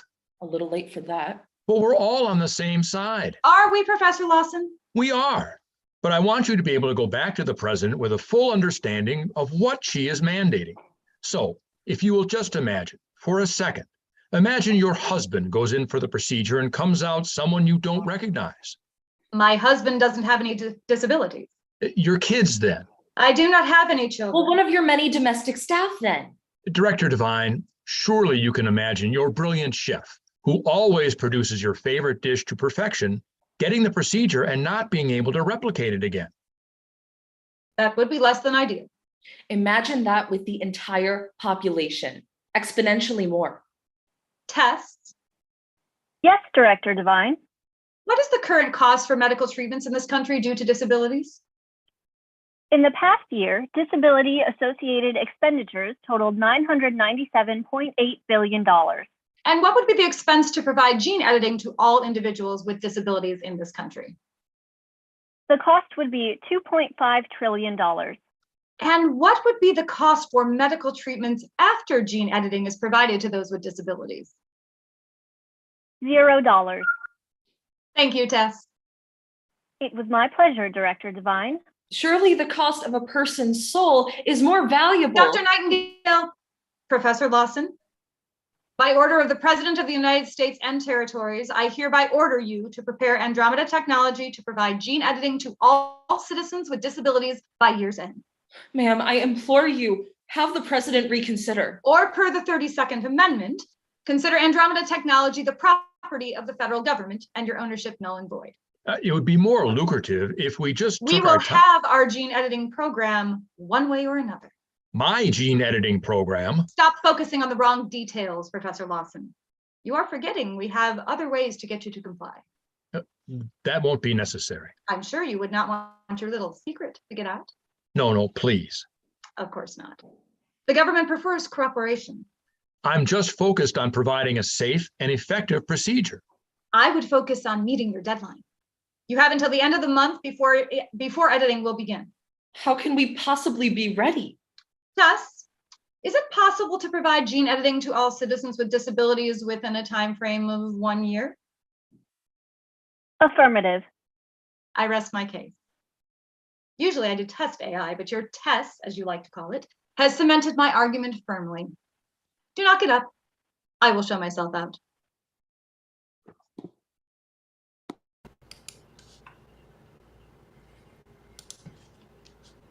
Nikolai, how long have you been here? Not long. You and Beth were talking to a woman? Yes, she wasn't saying nice things. I hope you didn't hear much. I heard it all. Oh, sorry about that. As you know, people can get quite heated. I don't know what you mean. Heated? You are hot? Well, yes, heated does mean to be hot, but when I use the word heated, I'm talking about a heated disagreement, or how people get really upset. They get heated. Do you understand? I think so. My mom gets heated when the commissary doesn't have her favorite cauliflower rice. She gets heated about that? Oh, Professor Lawson, she doesn't get mad, but she never yells. She just makes a quiet comment. I've known you and your mom for, well, a while, and I don't think I've ever seen her agitated, except once. Then you've seen her on days she'd had cauliflower rice. You're lucky. I guess that must be it. You were talking about my dad? Yes. What does sabotage mean? To purposely destroy or damage something. That woman. Do other people think my dad did sabotage? Some people do. Do you? Your father was like a son to me. He understood things I could only dream of. You're smart too? Oh, not like him. Calculations, problem solving, complex science. No one compared to him. Except maybe your mother. He also made the best banana smoothies. With a touch of cinnamon. Chocolate for me, if you could find some. I do not believe your father sabotaged our procedure. He would never. I think he was protecting it. What do you mean? He kept a key sequence off the system so it could not be stolen, to protect it. That sounds like him, keeping things in his head. Yes, he did do that at times. I miss him. I do too. I mean, I miss hanging out in the lab when he worked. oh, he loves showing you his work. Did he ever mention anything to you about a sequence? You've asked me that before. Yes. Why? Memories are funny things. As time goes by, you might remember more than you could before. I don't remember him ever saying anything about a sequence, but he did tell me that I was the reason he was able to do what he does. He did? Said I was good company, the key to his success. Helped calm his mind so he could focus. I seem to get a lot done with you around too. Was that good small talk? It was excellent small talk, Nikolai. You are definitely getting the hang of it. Yes. So what are we working on today? Geometry. Oh, my favorite. Really? Yeah, back when I was in school, we used You mean back in the Ice Age? Yes, way back then, before school was all online. We used to go in person. What? No interfaces? Nope, I had to physically go. So strange. I enjoyed it, working in a group, figuring out problems with others. I work in groups. Well, Tess and I do not count. I'm talking about kids your own age. I do that on the interface. Well, it's not the same as face-to-face. There you are. Hi, Mom. I'm working with Professor Lawson. I see that. Professor Lawson is a most excellent teacher, but you still have to use your interface. I know, Mom. It can just get boring. Professor Lawson makes the lessons fun. Professor Lawson, Dr. Nightingale requests your presence in the lab for an urgent matter. Well, I'm in the middle of a geometry lesson. I will go later. Negative. Dr. Nightingale said to have you come at once. I know, Tess. I was just joking. Oh. Good one, sir. Why, Tess, you've known me so long. I thought you'd be able to tell when I was joking by now. I would have, sir, if your joke was funny. Ouch! Oh my gosh, Tess. That was savage. Thank you, Nikolai. Don't encourage her. Why don't you see if your mother knows any geometry while I'm gone? Okay. Oh, I know lots of geometry. I think I heard the commissary was out of cauliflower rice. You did not tell him about that. We were just talking about how you get heated. Terrific. So what are you working on today? Finding area. Love it. Really? Yes, the one skill that will always be important in life is math, and finding the area of an object is important. Seems useless. How much cheese is needed to cover a pizza is geometry. I love pizza. See how important it is? Yeah, let's figure this out. Okay. Yes. Okay, so the first thing you do is... Why does Professor Lawson always refer to Tess as her? She's AI. Yes, but she was modeled after Professor Lawson's late wife. Professor Lawson's married? Yes, he was. Well, I can understand why he wouldn't want her around anymore. I don't want my wife to be late all the time, too. It gets super annoying. No, Nikki. Late wife means she died. Oh. Like Dad? Yes. She died before you were born. So Dad would be your late husband? Yes. That's sad. It is sad. I wouldn't want my wife to die. It's awful when someone dies. It is. But it's also a part of life. I love you, Mom. I love you too, buddy. So, so much. Is it okay if I also love Professor Lawson? Of course, honey. He's like a grandfather to you. It's natural to love someone who is a huge part of your life. You don't think Dad would mind? Definitely not. He would be happy. No one can have too much love. Thanks, Mom. For what? For always telling me the truth. You're welcome. And I always will. even when I make a mistake?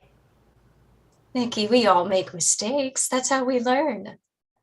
I think Professor Lawson made a mistake. What kind of mistake? He was arguing with a very angry woman. When was this? Earlier, before I came in here to work. I overheard them when I was in the secret room. Oh, you overheard them, did you? You weren't eavesdropping. Mom, how could it be eavesdropping if my ears were in hearing distance? You got me there. And how could I ignore what he said? They talked about Dad, and the woman said the president ordered him. What woman said that? That the president ordered him? I don't remember the exact words, but something like that. Did you hear anything else? Providing treatment for the whole country. Will I need to get treatment? No. No, you will not. Are you sure? Yes. You are perfect. There's nothing that could be done to make you better. Thanks, Mom. You don't need any treatment either. You're perfect too. Thanks, Nikki. Is there anything else you heard? No. Oh, yes! There's no cauliflower rice in the commissary today. You. Now, we should get back to your geometry before Professor Lawson comes back and thinks I don't know what I'm doing. Okay.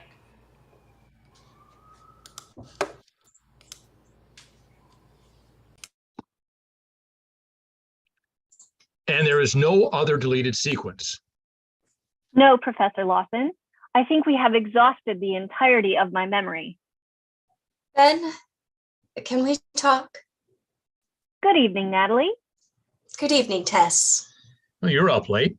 Is Nikolai in for the night? He's already asleep. Oh, you've got a good one there. I don't think I've ever seen such a gentle spirit. He's very special. And he's got a good mind for math, just like his father. It's impressive. Ben. Is something wrong, Natalie? Nikki said there was a woman here who mentioned an order from the president. Oh, that clever boy. He would be a good spy. Is it true? Yes. How can the president issue the order? It's dangerous. The president has every confidence we will successfully complete the sequence for the procedure. That's impossible. No one could do that except for Dmitri. Now, your husband was brilliant, but I've got some tricks up my sleeve as well. Ben. Think of the possibilities. The damage. First, to wipe out disabilities, we will have the healthiest, most productive society. At the expense of personalities, individual livelihoods. Next, it'll be altering features at the push of a button. You cannot be serious. Oh, deadly serious. Can you imagine how lucrative it would be for surgical implants that can change your eye color, your hair color, the length of your hair, the shape of your nose, instantly? Just push a button and you're a new person for the day. It's dangerous playing God. Oh, God's got nothing on me. Ben, Dmitri worked very hard to develop the gene editing protocols, but he realized the danger of such power. Do you know the missing sequence? How would I know? Married couples talk about everything. I would have told you if he confided in me. Of course you would. You wouldn't want Nikolai having a dangerous procedure. He's never having the procedure. I know what we agreed. You promised Dmitri. Why wouldn't you want Nikolai benefiting from the procedure? He has so much potential. There's absolutely nothing wrong with him. Well, he's on the autistic spectrum. He's perfect the way he is. We agreed. You agreed. I know, and I would never do anything to harm him. You know that. But I think you will change your mind once you see how successful the program will be. Not a chance. There's nothing more primal than a mother protecting her young. After losing Dmitri, I can't lose. You will not lose Nikolai, I promise. You have been so wonderful to us, to Nikki and me.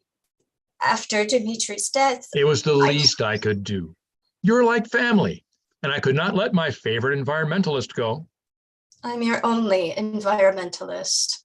Maybe we should rectify that.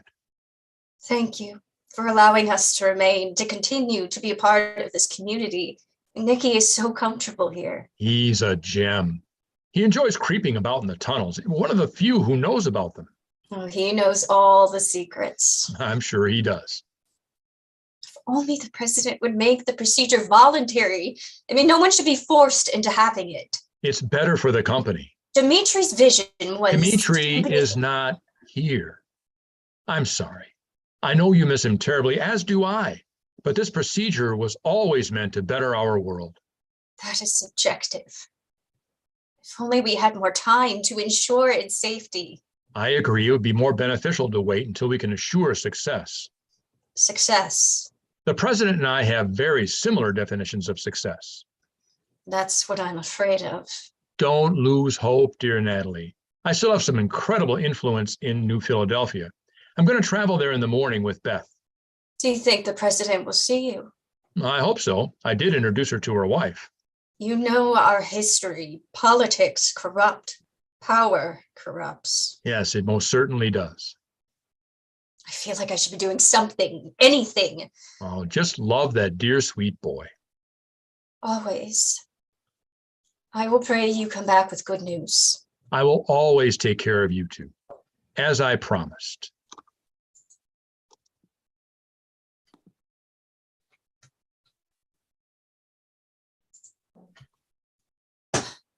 Beth.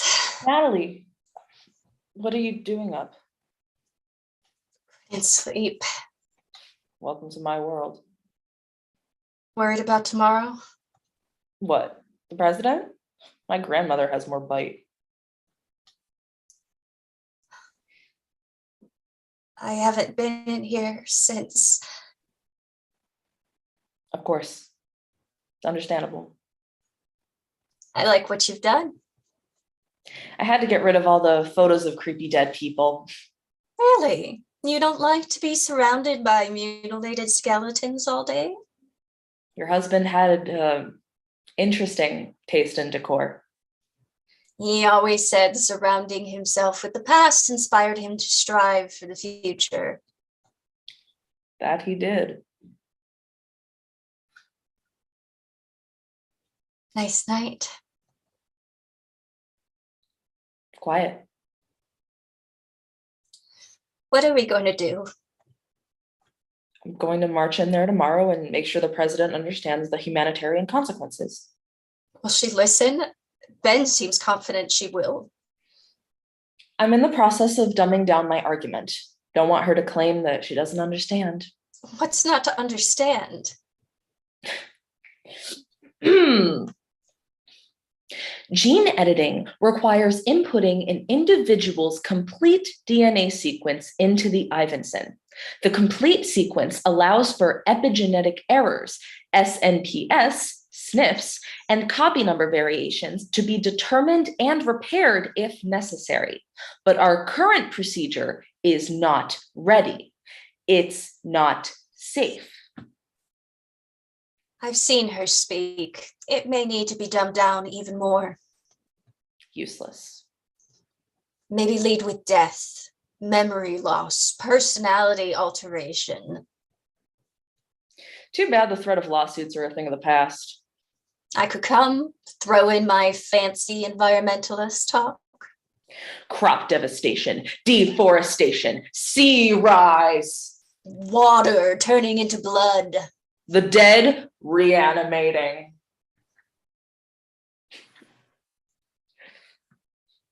I'm so tired of feeling like I'm watching Nikki walk on the edge of the Grand Canyon, that he could plunge over the side at any moment, or that someone could just push him off. I often think, what would Dimitri do? You know what he would have done, was trying to do. I don't believe the rumors. Destroying it's not the answer. It's the only answer. Sorry. Never apologize for what you want. You know what Dimitri wanted. We don't know that for sure. I do.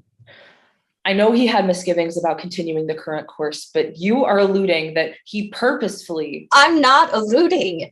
He told me he was going there to destroy it, but he ended up He went quickly.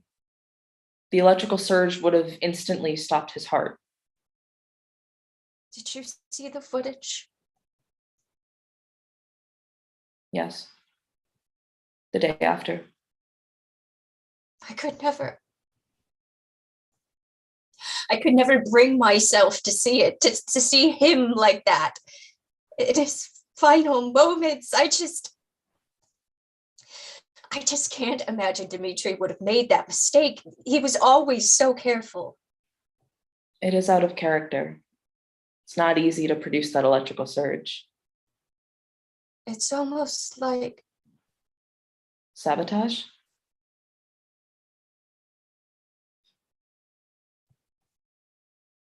Tess. Yes, Natalie. Play the lab surveillance recording the day Dimitri died. Accessing. I am sorry. It appears the recording has been seized. I no longer have access to it. Seized? By whom? The Office of the President. Why would the president want that footage? Assurance that his death was accidental? Or covering up something they don't want seen?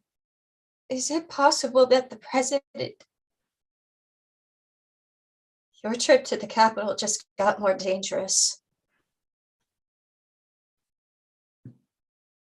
I'll be careful. Remember, they have eyes everywhere.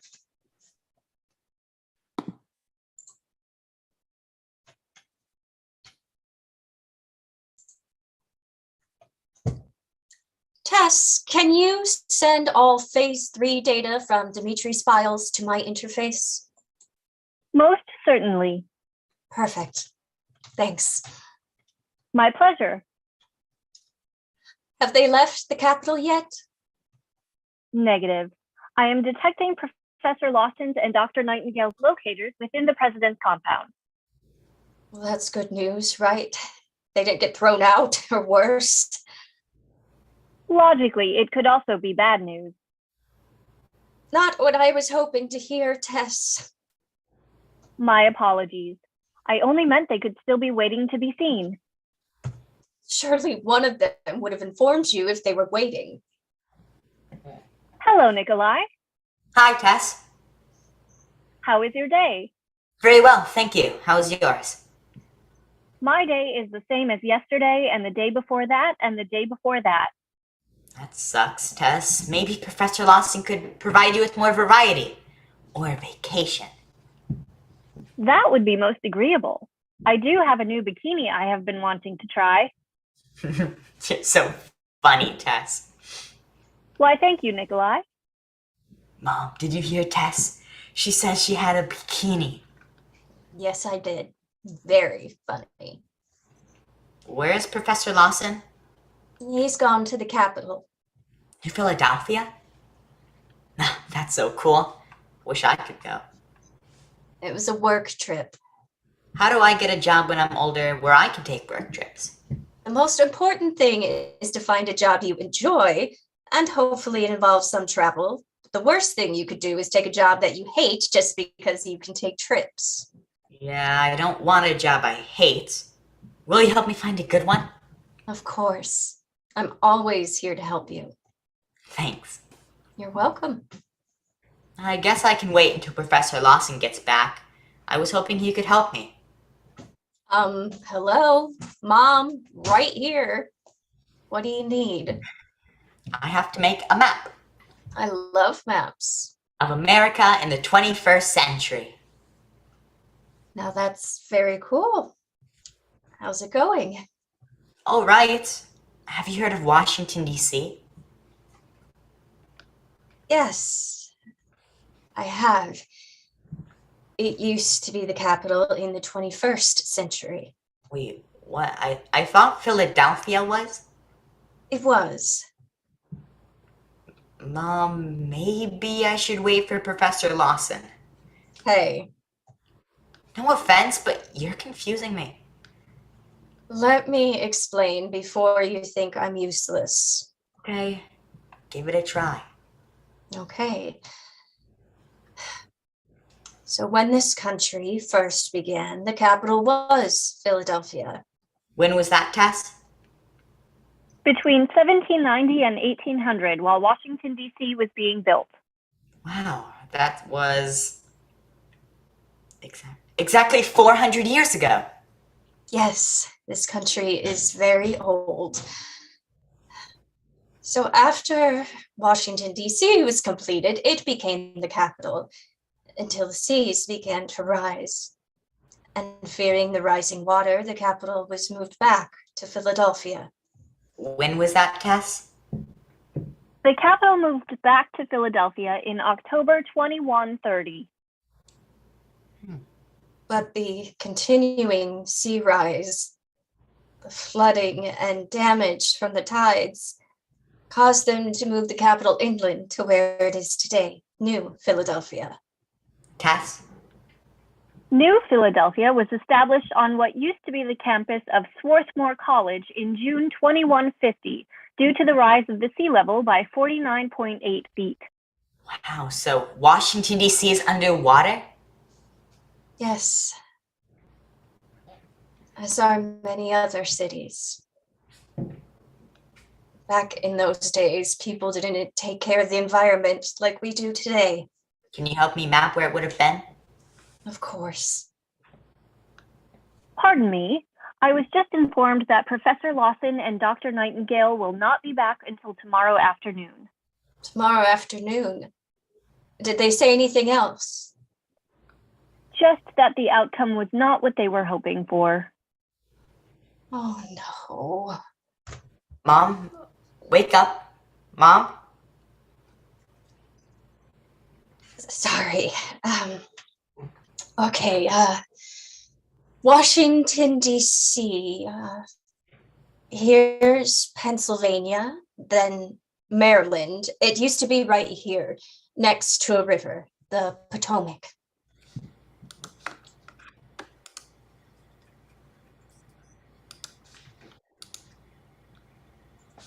I got one. Let us hear it. What's a mathematician's favorite kind of tree? What? Geometry. Get it? Geometry. I do. That is a great one. Now you. I had an argument with a 90-degree angle. It turns out it was right. I get it. Because a right angle is 90 degrees. Yes. That was a great one. Do you know another? What did the triangle say to the circle? What? You are pointless. Mom, did you hear test geometry jokes? What, honey? Test geometry jokes. No. Sorry. Oh my gosh, listen to this one. Okay. I had a fight with a 90-degree angle. An argument. Oh, yeah, that's right. I had an argument with a 90-degree angle. Turns out it was right. Get it? That's a great joke. That says so many. Pardon me. Professor Lawson and Dr. Nightingale have entered the premises. Thank God. Are they alone? Negative. Director Devine and several of Capitol Security are accompanying them. Yuck. Director Devine was that mean woman. That was the woman you heard? Yes. Okay. We're not going to jump to any conclusions. What are you talking about? Nothing you should worry about. Did you finish your interface schoolwork today? All done. Oh, how lovely, a welcoming committee. Professor Lawson, Beth. Hello, Nikki. Hi, how was your trip? What was the capital like? Busy. It was very productive. Nikolai, how was your day? It was great, even though you weren't able to help me with my work. Oh, I'm sure you did very well by yourself. I did. It's just more fun with you. But Mom helped. Fantastic. I can't wait to hear all about it. But first, let me introduce you to Director Devine. Hello, young man. Hello, I'm Nikki. Nice to meet you. What do you do? I help the president. Director Devine is the head of the Foundation for the Advancement of Science and Technology. No way, you're the head of FAST? Oh, wow, cool. Director Devine, I'm Natalie Ivanov, Nikki's mother. Ivanov. Dmitry Ivanov's wife? Yes, welcome to Andromeda Technology. Mrs. Ivanov is also our resident environmentalist. Impressive. To what do we owe the pleasure? I am here to make sure the transition between the partnership of Andromeda Technology and the government goes smoothly. Partnership? Really? That's cool. Does it mean you'll have to go to the Capitol again? Probably. Can I go with you sometime? Of course. I would love to show you New Philadelphia. Professor Lawson, we really should start the procedure. We are on a time commitment. Procedure? Of course. Tess? Yes. Professor Lawson. Could you be sure Lab 14 is ready? Affirmative. Prepping Lab 14 now. Excellent. You cannot be serious. The president requested that I witness a demonstration. But it's dangerous. Now, Natalie, it's not dangerous. Without the correct sequence, the only possible outcomes are significant personality alteration, catastrophic gene mutation, or death. That was true. What do you mean was? Dmitry only had success with the completed sequence. And even then, it didn't limit the negative effects, just decrease the incidence. Beth believes she's deduced the sequence. All that's needed is to test it. Test it. Yes, as we do during trials. And time is of the essence. Who's the unlucky subject? I am. What? No. A subject was needed and I volunteered. Beth. I have every confidence of the procedure's success. Excellent. Shall we? Oh, Professor Lawson, Beth, before you go. Yes, Nikolai. I had an argument with a 90-degree angle. It turns out it was right. That was a wonderful joke. Thanks. I learned it from Tess. But a joke is only as good as its delivery, and your delivery was perfect. Thanks. Remember, life throws you many challenges, many hurdles. Humor can be very healing, inspiring, lifts the spirit. Always keep your wonderful sense of humor, okay? Okay. Your father would be so proud. Dr. Nightingale, I am sure I would find this a touching moment if I were not dead inside. We have a pressing matter. Yes, of course. Perhaps Professor Lawson can escort you to Lab 14? I'll be just a moment. Yes, Director Devine. On the way, I can describe to you in detail the procedural steps. Wow, she is scary. What did Director Devine mean by she was dead inside? She was saying she doesn't have any feelings. What? Like, she can't feel anything? Like happiness? Yes, and empathy. Is that really true, that some people can't feel? Unfortunately, yes. At least she is cognizant of it. She has the personality of a sloth on Prozac. Mom? Never mind, I was trying to be humorous. Perhaps you could have Tess give you some pointers. Nikki, I was hoping you could do me a favor. Anything. Would you mind running down to the commissary and getting me some cucumber water? Sure. I feel like I may need some when I come back. Mom, do you want anything? No thanks, buddy. I'm on it. He is such a good boy. What are you doing? What I need to. Please don't tell me you were going down to have gene editing. I'm not going down to have gene editing. Beth! I have to. No, you do not. If it isn't me, then it's someone else. I can't let someone else risk it. But Beth, I truly believe I figured out Dimitri's missing sequence, the mad scientist that he was.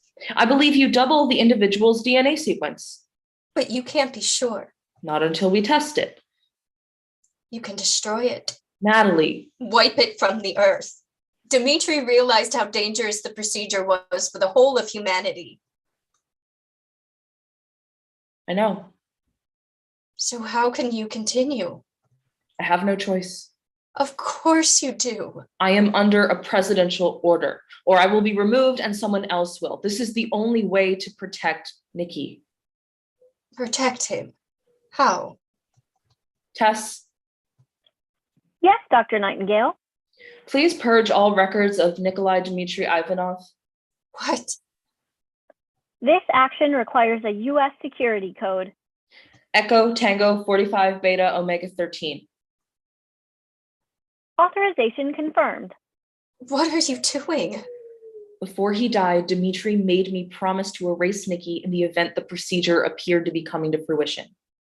You can't just erase him. Nikki can reverse the order, but if I come out of editing different, I want to ensure his safety. Wait. What? Dmitri said something similar to me. What did he say? It was a little cryptic. Oh? He used to joke with me that when the world comes to an end, we still had, what was it? Emergency Protocol Camouflage. Emergency Protocol Camouflage requires voice identification and confirmation. What? Tess, what does that mean? Emergency Protocol Camouflage requires voice identification and confirmation. It's real? What is it? No idea. But whatever it is, it seems your husband programmed Tess to protect any knowledge of it. If Dmitri devised it, it has to be a good thing. That would be a fair assumption. Tess? Yes, Dr. Nightingale. This is Elizabeth Nightingale. Execute Emergency Protocol Camouflage. Negative. Voice identification and confirmation denied. Who is authorized to execute Emergency Protocol Camouflage? Emergency Protocol Camouflage requires voice identification and confirmation. No, that's not going to get irritating at all. Tess, this is Natalia Ivanov. Execute Emergency Protocol Camouflage. Affirmative. Emergency Protocol Camouflage is executed.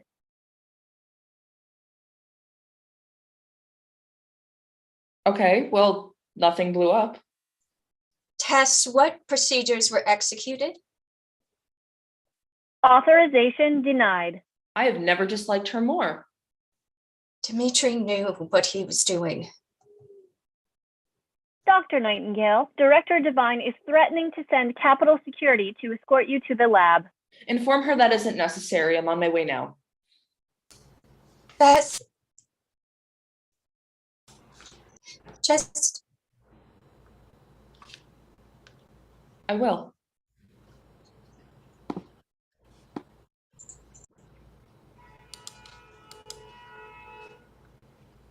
What type of procedure is she having?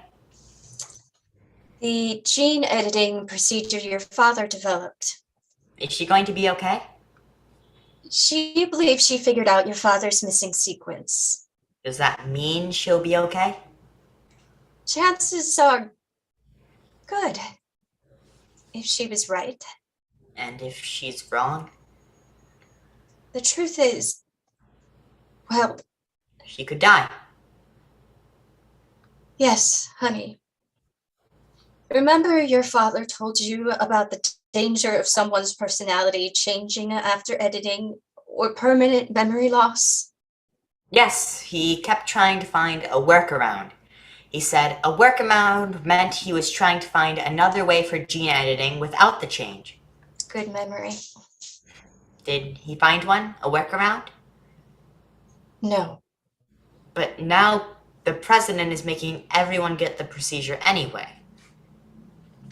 Yes. Okay, well, if the president thinks it's better for everyone, then it has to be, right? She has a bunch of people helping her, right? Telling her the truth. Well, history has shown us that when someone in power doesn't listen to the experts, like scientists, Bad choices are made. Well, I hope she listens to the experts. Me too. Don't worry, Mom. Professor Lawson would never let anything bad happen. And if it does, I'll protect you. Oh, Nikki, what did I ever do to deserve you? It worked. Professor Lawson! It actually worked. How's Beth? You should have seen it. Where's Beth? Oh, she's coming. She's coming. Is she all right? Were there any side effects? Do you have any idea what this means? Andromeda Technology will be... I don't care! Mom? Sorry, Nikki. Ben, I don't care about Andromeda Technology. I only care about the people I love. Beth, you're walking. How cool. How are you feeling? How am I feeling? I feel absolutely wonderful. I told you it worked. It was most exhilarating. Any memory loss? If I had memory loss, how would I remember? Good one, Beth. Test performed the post-procedure acuity and memory injection. Implicit memories, semantic, are intact. What about on a personal level? Her sensory memory, episodic. What about long-term or short-term? Why are you talking about me like I'm not here?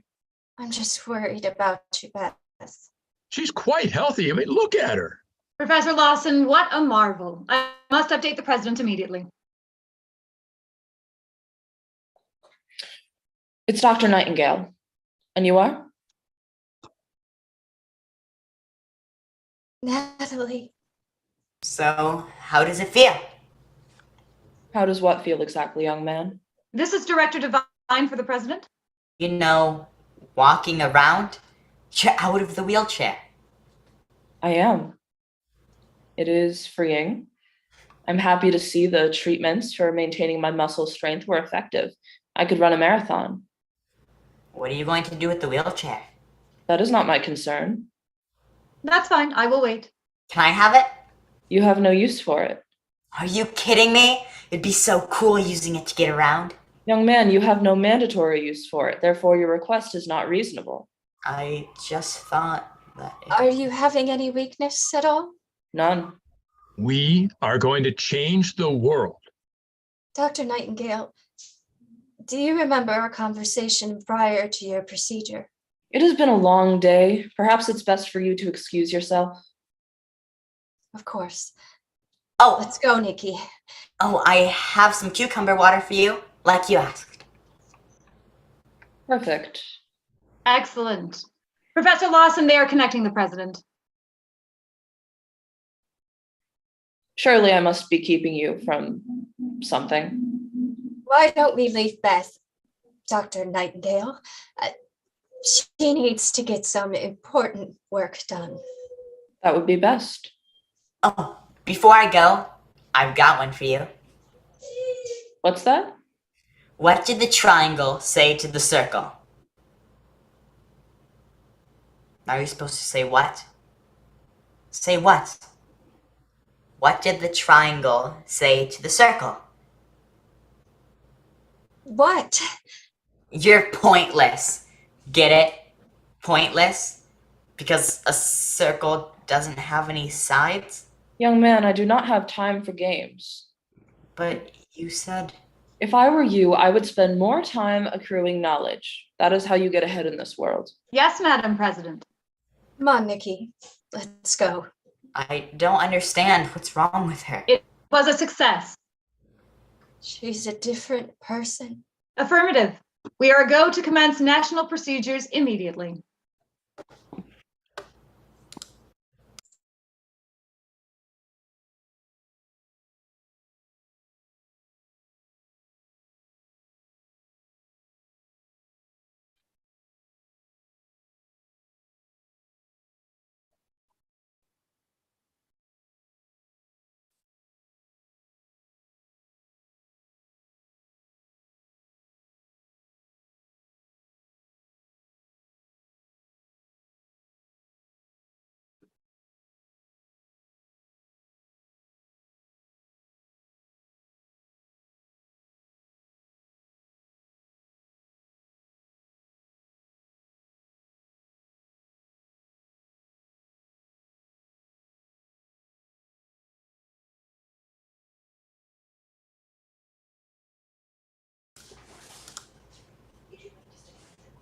Tess, can you tell if Beth is nearby? Dr. Nightingale, as she now likes to be addressed, is on her way. Yes, I've got a new joke for her. Prior to gene editing, Dr. Nightingale did love a good joke. Oh, I know, but she's a different person now. But I'm sure once she gets back to her usual routine, she'll remember. Routines do trigger memories. Yes, Mom always tells me a predictable routine is my friend. Your mother is wise. You mean smart, right? Yes. Then, yes, she is wise. But don't tell her I said that. I don't want her thinking she's always right. All right, Nikolai, our little secret. That is correct. The Western Territories have already commenced procedures. Hi, Beth. Absolutely, Madam President. You have a wonderful day as well. Wow. You were just talking to the president? What is it now? What?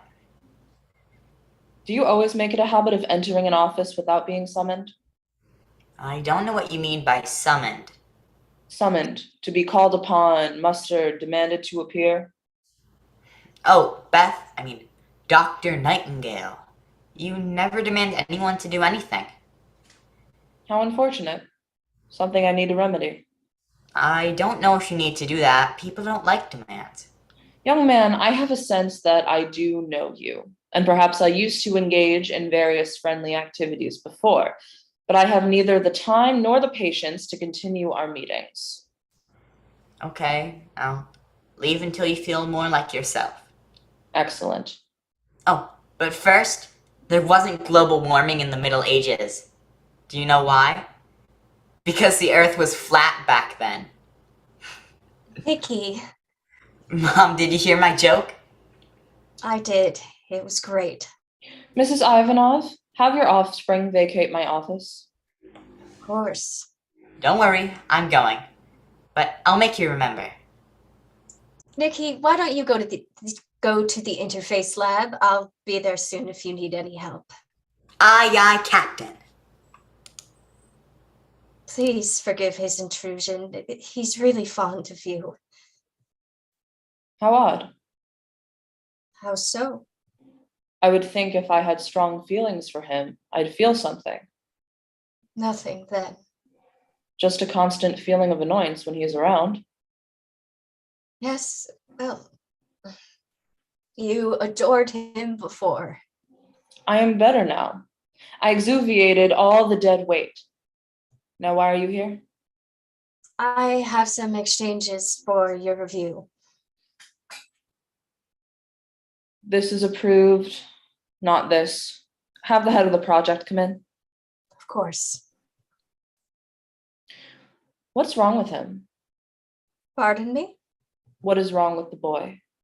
Do you mean Nikki? Yes, he appears abnormal. There's nothing wrong with him. What is his age? 14. Then he is definitely on the list. No, there is nothing wrong with him. Surely when he was born, a full evaluation was completed per our national mandate. Absolutely. What was his VDS? Pardon? His Verder disability score, what was it?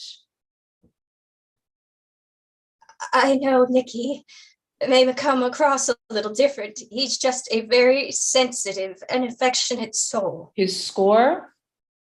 His score was in the normal range. He is not on the list. Tess? Yes, Dr. Nightingale. There's nothing wrong with him. What is your son's name? Nikolai. What is Nikolai Ivanov's list number? There is no Nikolai Ivanov on the list. How odd. As I said, there is nothing wrong with him. You are dismissed. Of course. Tess? Yes, Dr. Nightingale. Get me all the records of Nikolai Ivanov.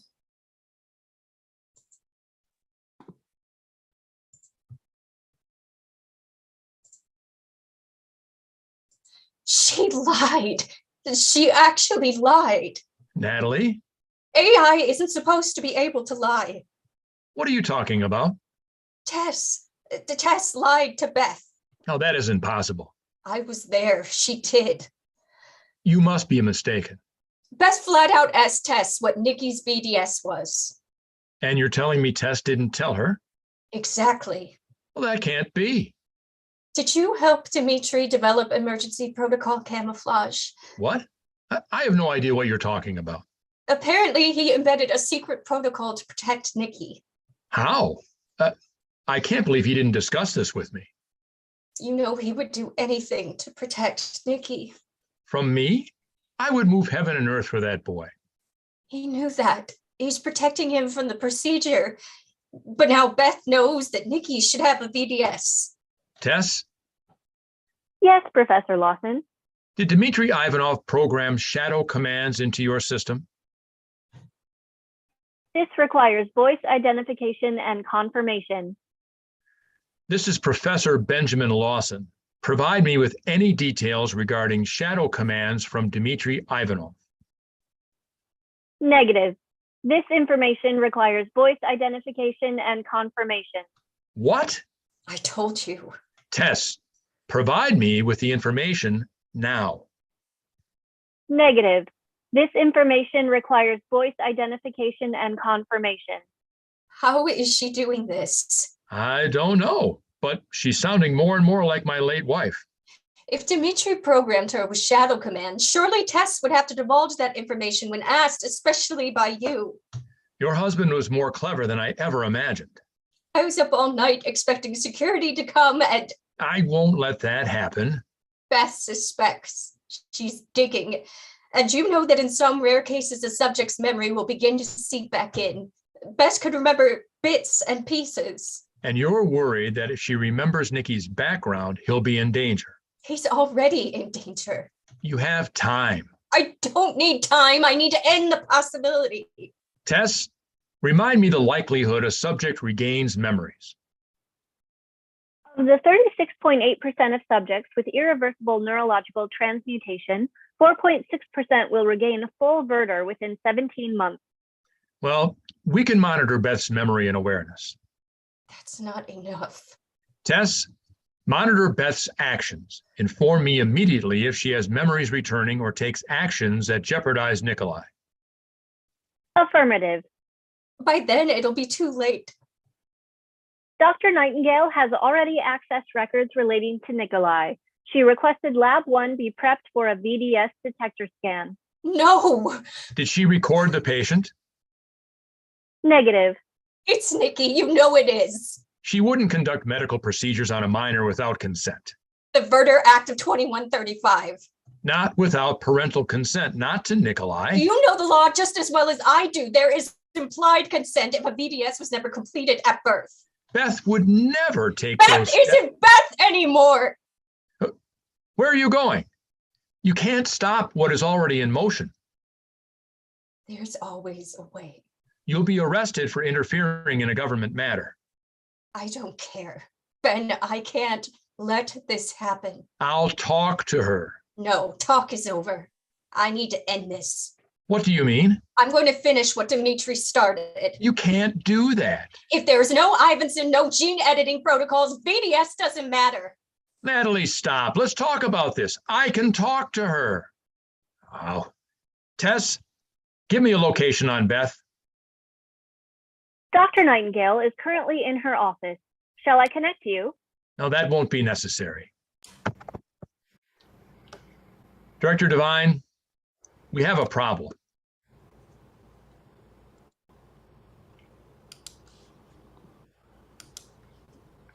Beth, I knew you'd come around.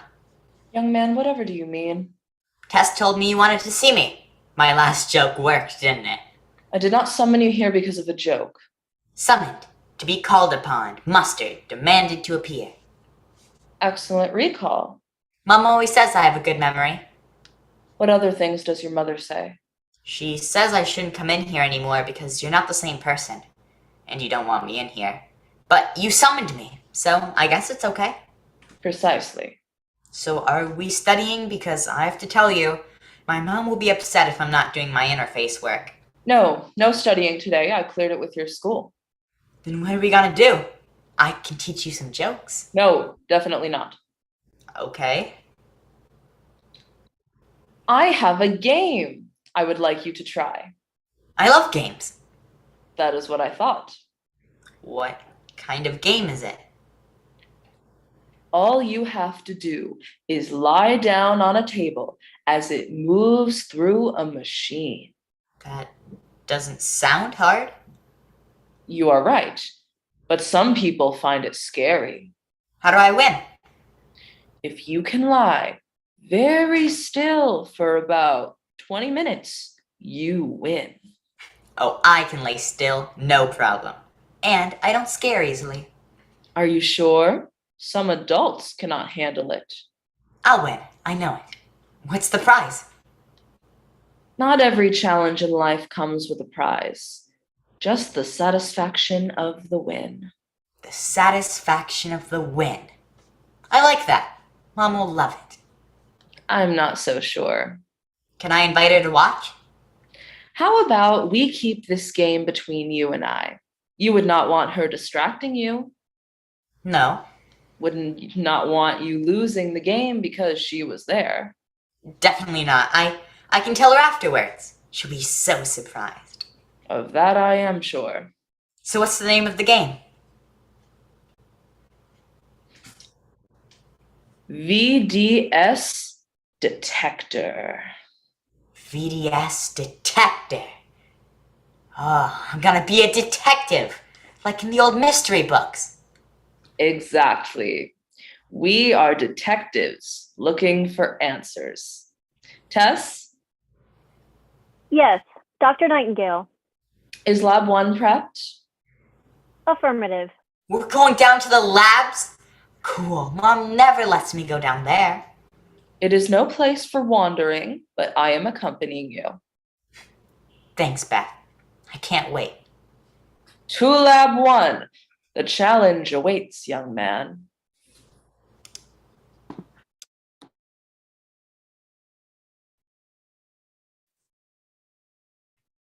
Where is he? Is he all right? Mrs. Ivanov, you are in very serious trouble. For what exactly? Your goons grabbed me on the way down to the labs. What did I do? Threats of treason, resisting detainment, intentions to commit terrorist activity. Shall I continue? I just want my son. Is he okay? You really should thank Professor Lawson. Ben? Without his interference, you would be on your way to federal lockup, but for some reason, he feels the need to protect you. You told her? Ben, look at me. I suppose no harm has been done. I am willing to overlook your temporary insanity based on Professor Lawson's recommendations, but there are some stipulations. I wouldn't believe anything that man says. If you agree to leave Andromeda Technology at once and sign an NDA, all charges will be dropped. If, however, you slander this company, the president, and this program, I can assure you my face will be the last one you will ever see. Do we have an agreement? Please, I just want Nikki. I will let you ruminate for a moment. I'm needed elsewhere. How could you? How in the name of... I'm so sorry. Don't even. I don't want your apology. Well, let me explain. What makes you think I even care what you say? But if you just Where's listen... Nikki? Is he okay? He was officially given a VDS. You're a bastard. You promised you'd take care of him. I know. I You did. promised. I'm so sorry. I had no choice. If anything happens to him, so help me. Just let me explain what... Beth, where's Nikki? Where is he? Upon obtaining a VDS, your son was immediately Oh, please, no. taken for the procedure. Oh, no, no. He was actually pretty excited to be one of our first subjects. How is he? What an honor to show that all of us at Andromeda Technology and the government support this mandate 100%. Beth, Please tell me he's okay. He didn't tolerate the procedure. What? What does that mean? He died.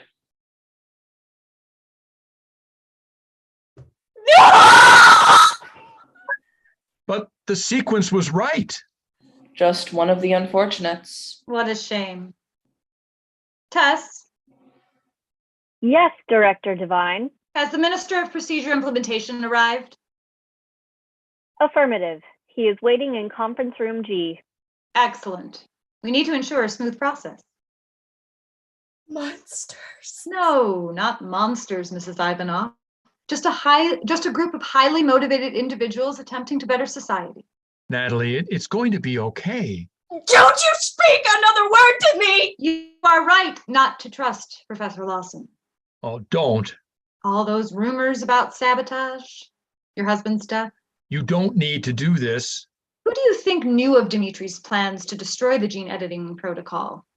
Who would have the knowledge and the access to create the conditions for an electrical surge?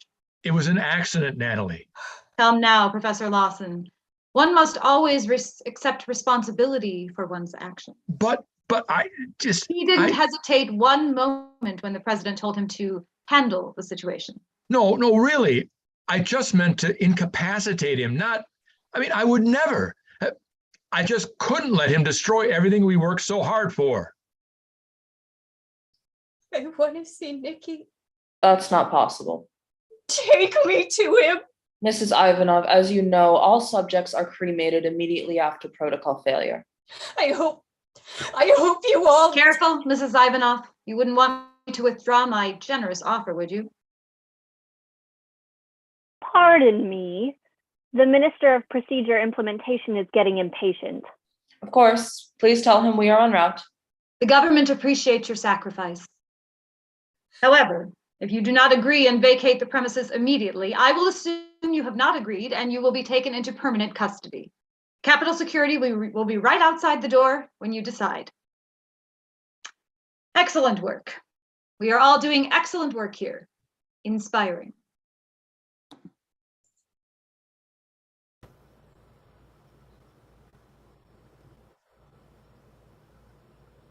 Mom! Mom, wake up! Mom!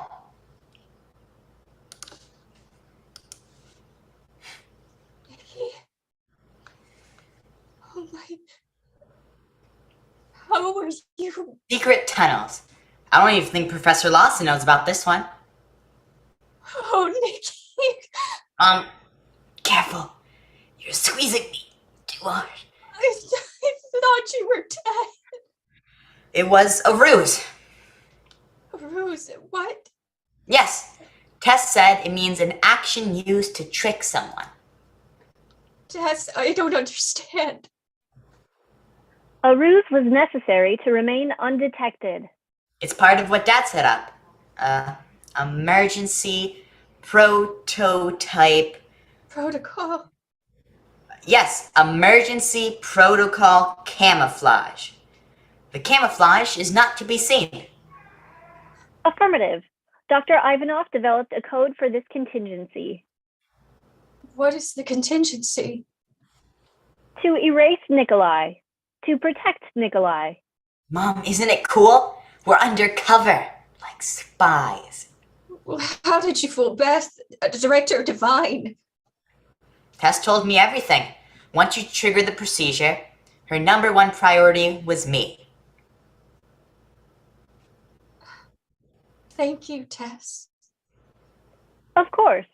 I ensured the Ivinson emitted the result that Nikolai died and was immediately cremated per Dr. Ivanov's orders. No body leaves no evidence.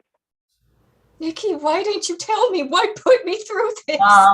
You're not a very good actor. Hey! No offense. You would have ruined the ruse. It was very important for Director Devine and Dr. Nightingale to think Nikolai was gone. But I could have... Mom, face it. You can't lie. And you can? Do I now have to replay all our conversations? Remember that time we were trying to surprise Dad? Which time? All of them. Dad was never surprised because when you lie, you can read it all over your face.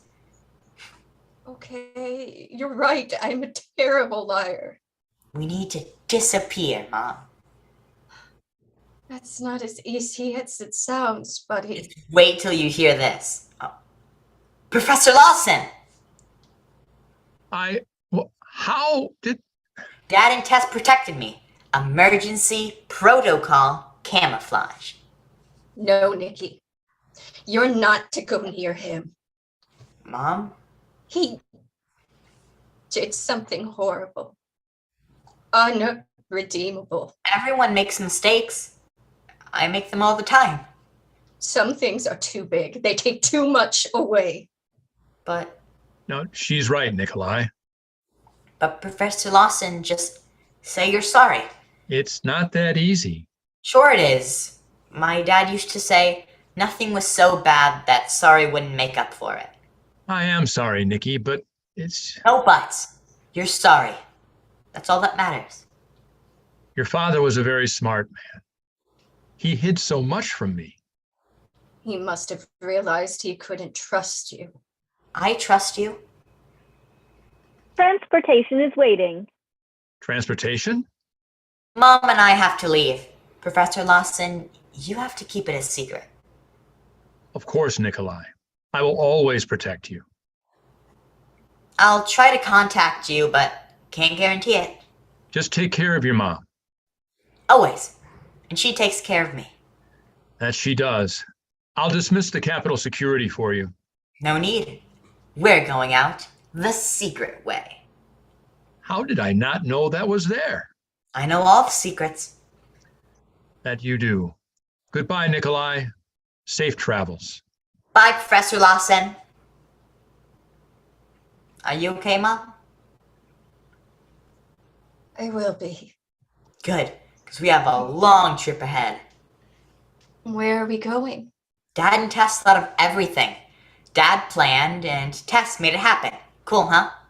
Is there anything she can't do?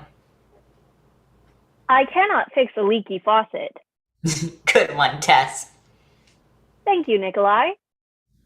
Well, where will we go? Wait till you hear it. You and I are going on a hydroplane, and then a maglev train. An actual maglev train. That's the one that glides in the air, right, Tess? Affirmative. Maglev uses magnetic levitation during transport. Levitation. Mom, did you hear that? I did. After levitating? So cool. We're gonna be home. Nikki, we're leaving home behind. No, home is where you and I are. It doesn't matter where. How did I get such a smart young man? You lucked out. All has been arranged. New identities, a residence, funds. New identities. Affirmative. Untraceable. Yes. Now I'm Calum Jensen. And you're now Ruth. Ruth. Ruth Jensen. Nikki. No, Mom. Calum. You have to start calling me Calum. Caleb. Mom. Why are you crying? What did I do? Nothing. You didn't do anything. Then why are you crying? I'm just happy. Happy. Dad was right. Dad, about what? He said, okay, I want to try to remember what he said, word for word. Okay. Dad said, women are, it wasn't crazy. Oh, I'm glad he didn't say crazy. Mysterious. Mysterious is good. He said, no matter how much you try to figure them out, women that is, you never will. Your father was a very smart man. He was. He also said women are crazy. He did not. He did, but in a good way. Why don't you tell me what other gems your father told you? Gems? It means something very good or precious. Oh, I got a lot of gems. I'm sure you do. Another thing, Jem, he told me, was that people are not judged by what they say, but by what they do. Now that is a real gem. Words to live by. Mom? We're going to figure out how to stop the government using the Ivinson, to stop the harm it's doing. Oh, I already did that. What? Dad said I was the key. He did say that. Tess told me I was able to erase the sequences of the protocol, like Dad was planning on doing, when he died. But how? When my DNA sequence was inputted for the procedure, it automatically started the destruction countdown. Your father thought of everything. He did.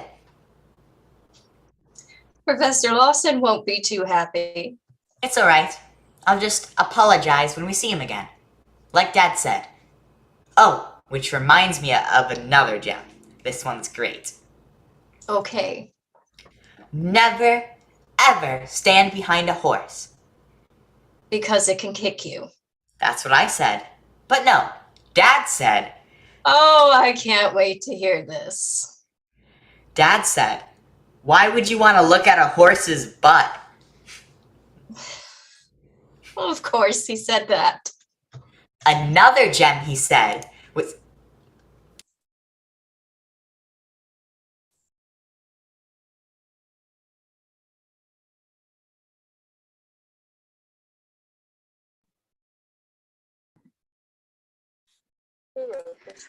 Wonderful, wonderful. So I'm the production manager. My name is Savannah.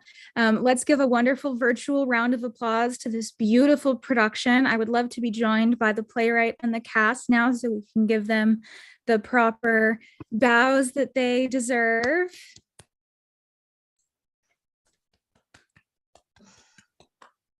Wonderful show. It was really, really great to watch. And our voice, Tess, hello. So we are entering into a Q&A session. While we wait for some people to ask some questions on YouTube, there's a little bit of a lag. I would love to start it off with, to our wonderful playwright, Erin, what were your inspirations for this show? Hello. So I have actually a lot of inspiration. My son is actually on the autistic spectrum. So this story obviously means a lot to me. But it happened and kind of a lot of the inspiration came back. It was a few years ago when the two women won the Nobel Prize in chemistry for the CRISPR, and which I don't know if everybody knows what that is, but it was about DNA editing. And it just got me thinking, you know, in the future, what would happen if this was something that actually came about? And would I ever want my son to go through something like this? And it was just a devastating thought to me. And so it just kind of, the idea kind of came from that mostly. Wonderful, thank you. I think it's a very relevant play to today. I think it's really cool that you drew from inspiration, like scientific inspiration of today. I think this is something that a lot of people are talking about, actually. So I love when art meets the current events that we're going through. The next question I have geared towards the actors. What was it like acting for a digital medium on something that is written to be on stage? Yeah, I mentioned one time during rehearsal, it's far more enjoyable for me as an actor to be on stage and being able to interact with fellow actors and actually do things like touch them. And in some cases with the hugs that we were supposed to exchange and all of that. So this was a challenge to try to convey the physicality of being on stage while being in a bunch of little boxes.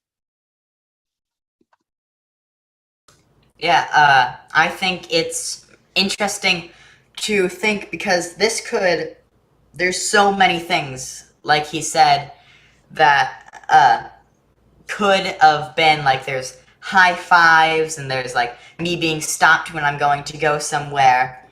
On another hand, it's like 10 times easier to do it on Zoom. If you like mess something up, it's way easier to pick yourself back up on Zoom. But at the end of the day, that is what makes live theater so fun, is that you're always on the edge of the Grand Canyon.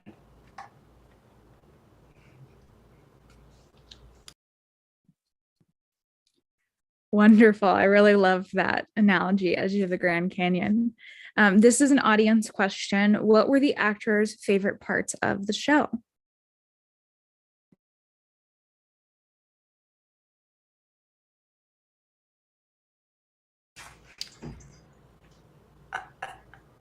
My favorite part, I liked the when Nikki is going to get the VDS detector thing, because it plays on two different things. One, it shows Beth 2.0, or whatever you call this new version, trying to like be playful, like, hey, I have a game for you.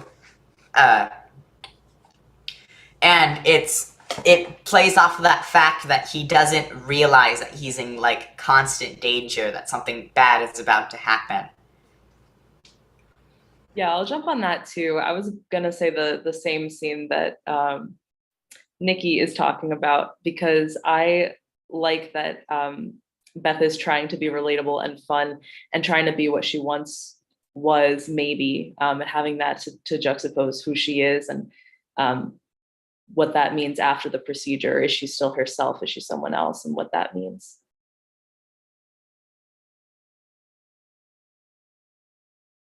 I just love the mysterious aspects of this. There's several like hints that are dropped that are just dun dun dun. And I think we all kind of have scenes where those moments happen. And so even as an actor, like you're kind of intrigued by what's coming next. Even though you kind of know what's going to happen.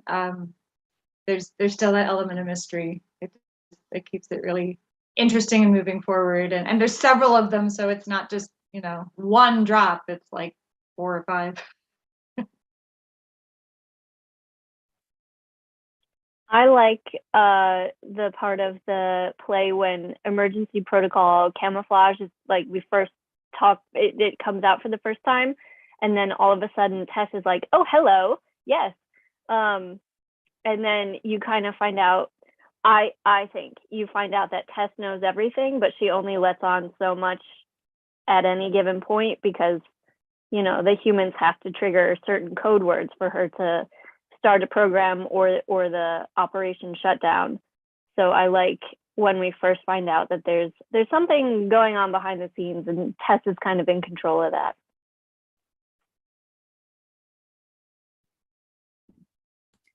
Wonderful. Those are all some really great answers. I think there are a lot of really amazing moments, like was said, where the ball kind of like drops and then another one and then another one, and it kind of tumbles down the stairs of us not knowing what's going on. And so I love that actors pulled all of these different wonderful moments.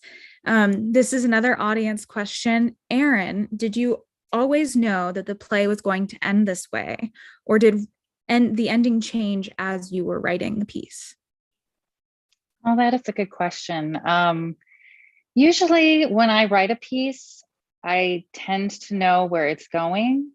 It makes it easier to get there. I do allow for changes, but in this case, I always knew that it was going to appear that Nikki died, but that he didn't actually die.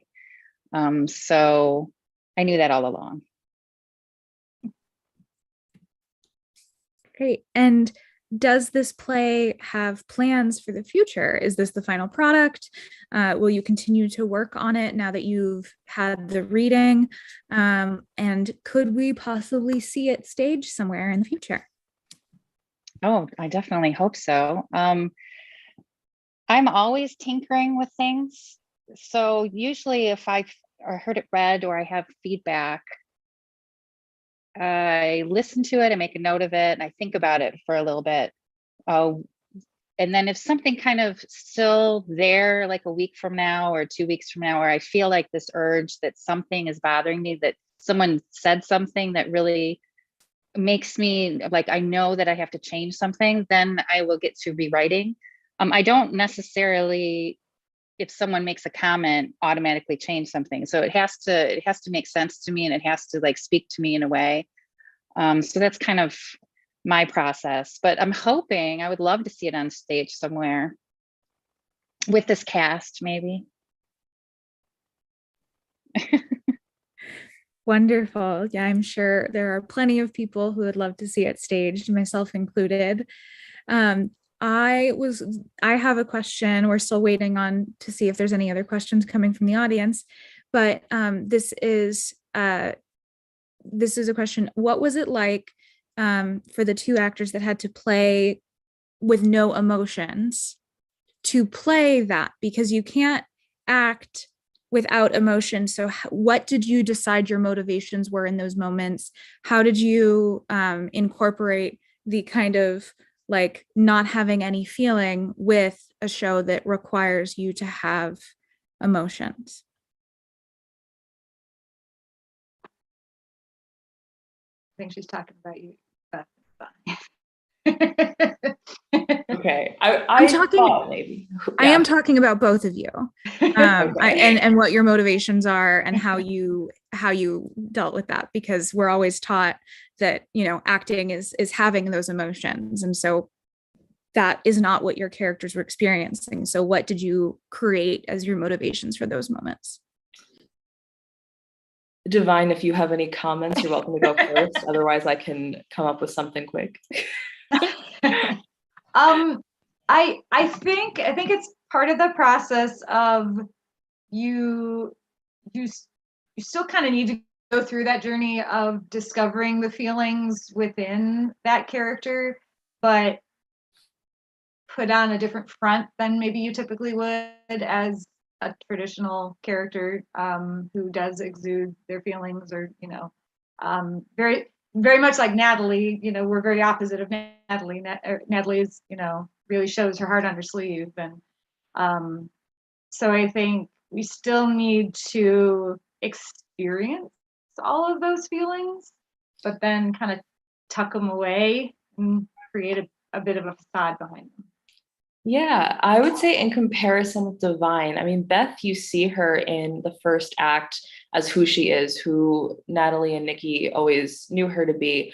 And then you get this new version that everyone's learning about for the first time. So I think being able to use what we worked on before that transition to fuel what happened in that transition, and also kind of incorporating what happened with Divine and like figuring out backstories of why is Divine the way she is? Why does Beth become the way she is? What are the similarities between that? And being able to work from, I guess, the moment before, if you want to get technical. Yeah, and just working on reaction to what the reality was and what it becomes. Wonderful. Thank you. Great answers. I would love to expand that out to the actress that played Tess. What was it like playing a role where you are not human and we don't see you? Well, we went back and forth about whether Tess would be seen or not, and some of the inspiration for her character was Jarvis from Iron Man, who's just a voice that's always around, and Janet from The Good Place, who, when you say her name, she pops in and she's there, and she's like a human form, but not actually a human. And so we kind of melded the two. So Tess has, you know, a human sounding voice and like approximations of emotion, but she's just a voice and you don't see her, and she is still artificial intelligence. So it was it's kind of nice not being on camera because like I'm wearing pajama bottoms right now, which is great, but it's a little harder because I don't necessarily get to see or react off of other people's emotions, and especially if this were a live performance, it would probably be a voice too. So whoever would play Tess would be tucked away somewhere with a microphone and kind of having to act in a little bubble while still being fully present in a scene that's on a stage wherever it might be. So I think that answers the question. Absolutely. In fairness, you can't prove that we're not wearing pajama bottoms, though. That's true. That's true. That's true. The benefit of Zoom theater, right? So this is a question from the audience for Erin. Do you plan on writing any other plays set in this or a different dystopian future? Oh, yeah, that's kind of my specialty, really. I mean, I love kind of speculative, futuristic sci-fi. I do write other things, but it's my love. So definitely, I'm just kind of, I mean, I think all my new ideas are like set in the future. So definitely you will see stuff in the future from me. And in this case, who knows, Emergency Protocol Camouflage. I might write something around the same time having to do with something different. But yes, just love sci-fi, and everybody who knows me knows that. So wonderful.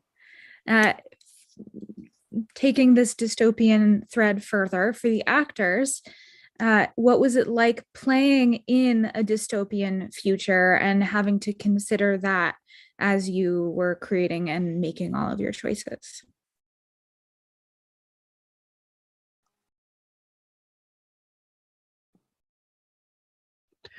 Well, for me, I think one of the things that Erin did really well is that my character didn't have to rely on conveying that I was in the future and had more knowledge about technology and things. He was just a guy. He's a guy that's kind of complex because you see him one way and then you see him a different way, but he's just a guy, and it doesn't rely on having to be, Blade Runner-y kind of dystopian kind of stuff. You just play him as a guy. I agree with that. I feel like, unfortunately, the script isn't that far out. So I didn't have that much trouble relating with it and trying to think about what it would be like so far in the future, because I think there's a lot of stuff that's very relatable to right now.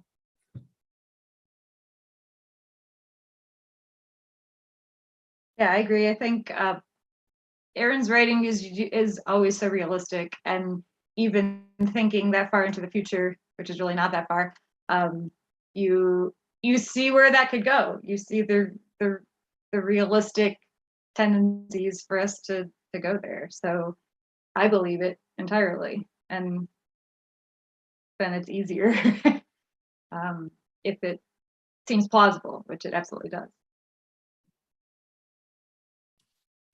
Yeah, I definitely, as an audience member, agree that there are so many elements of this that are so related to the news stories of today. So I can see how that was so easy to just tap into for the actors.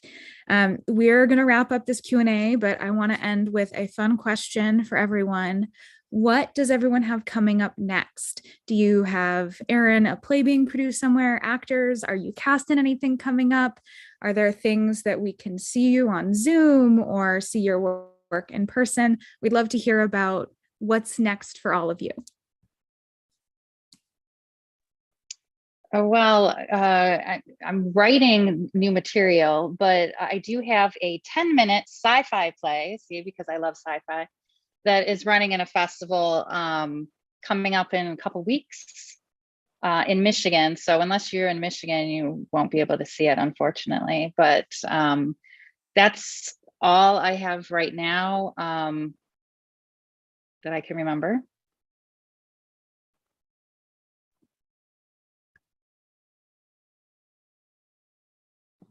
I've got nothing on stage right now, but I just shot a General RV commercial last weekend. So watch your tubes. You'll see you'll see me promoting RVs.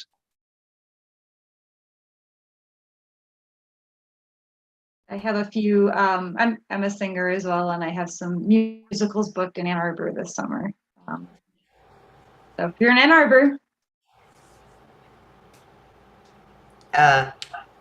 I am doing a cabaret soon at Green Room in New York. And I am doing a Joffrey Theater Intensive, and they are doing a performance of Legally Blonde, so I'll also be in that. If anyone is in Ohio in a couple weeks, I'll have a voiceover spot for the Ohio Lottery coming out. So cancel your Spotify premium subscriptions to hear that. And maybe it'll be on the internet as well. I don't have anything coming up.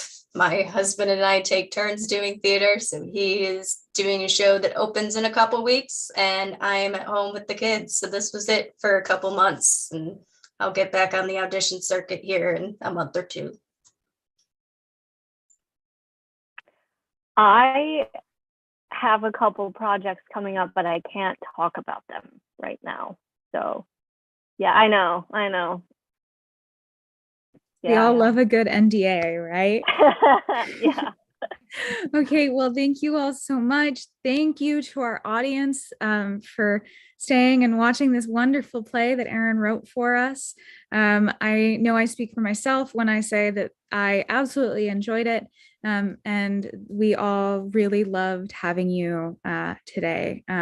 Again, congratulations to all of the actors. You broke many legs tonight. So take one last little bow round of applause and we will end the stream. Thanks, everybody. Thank you. Good night. Bye.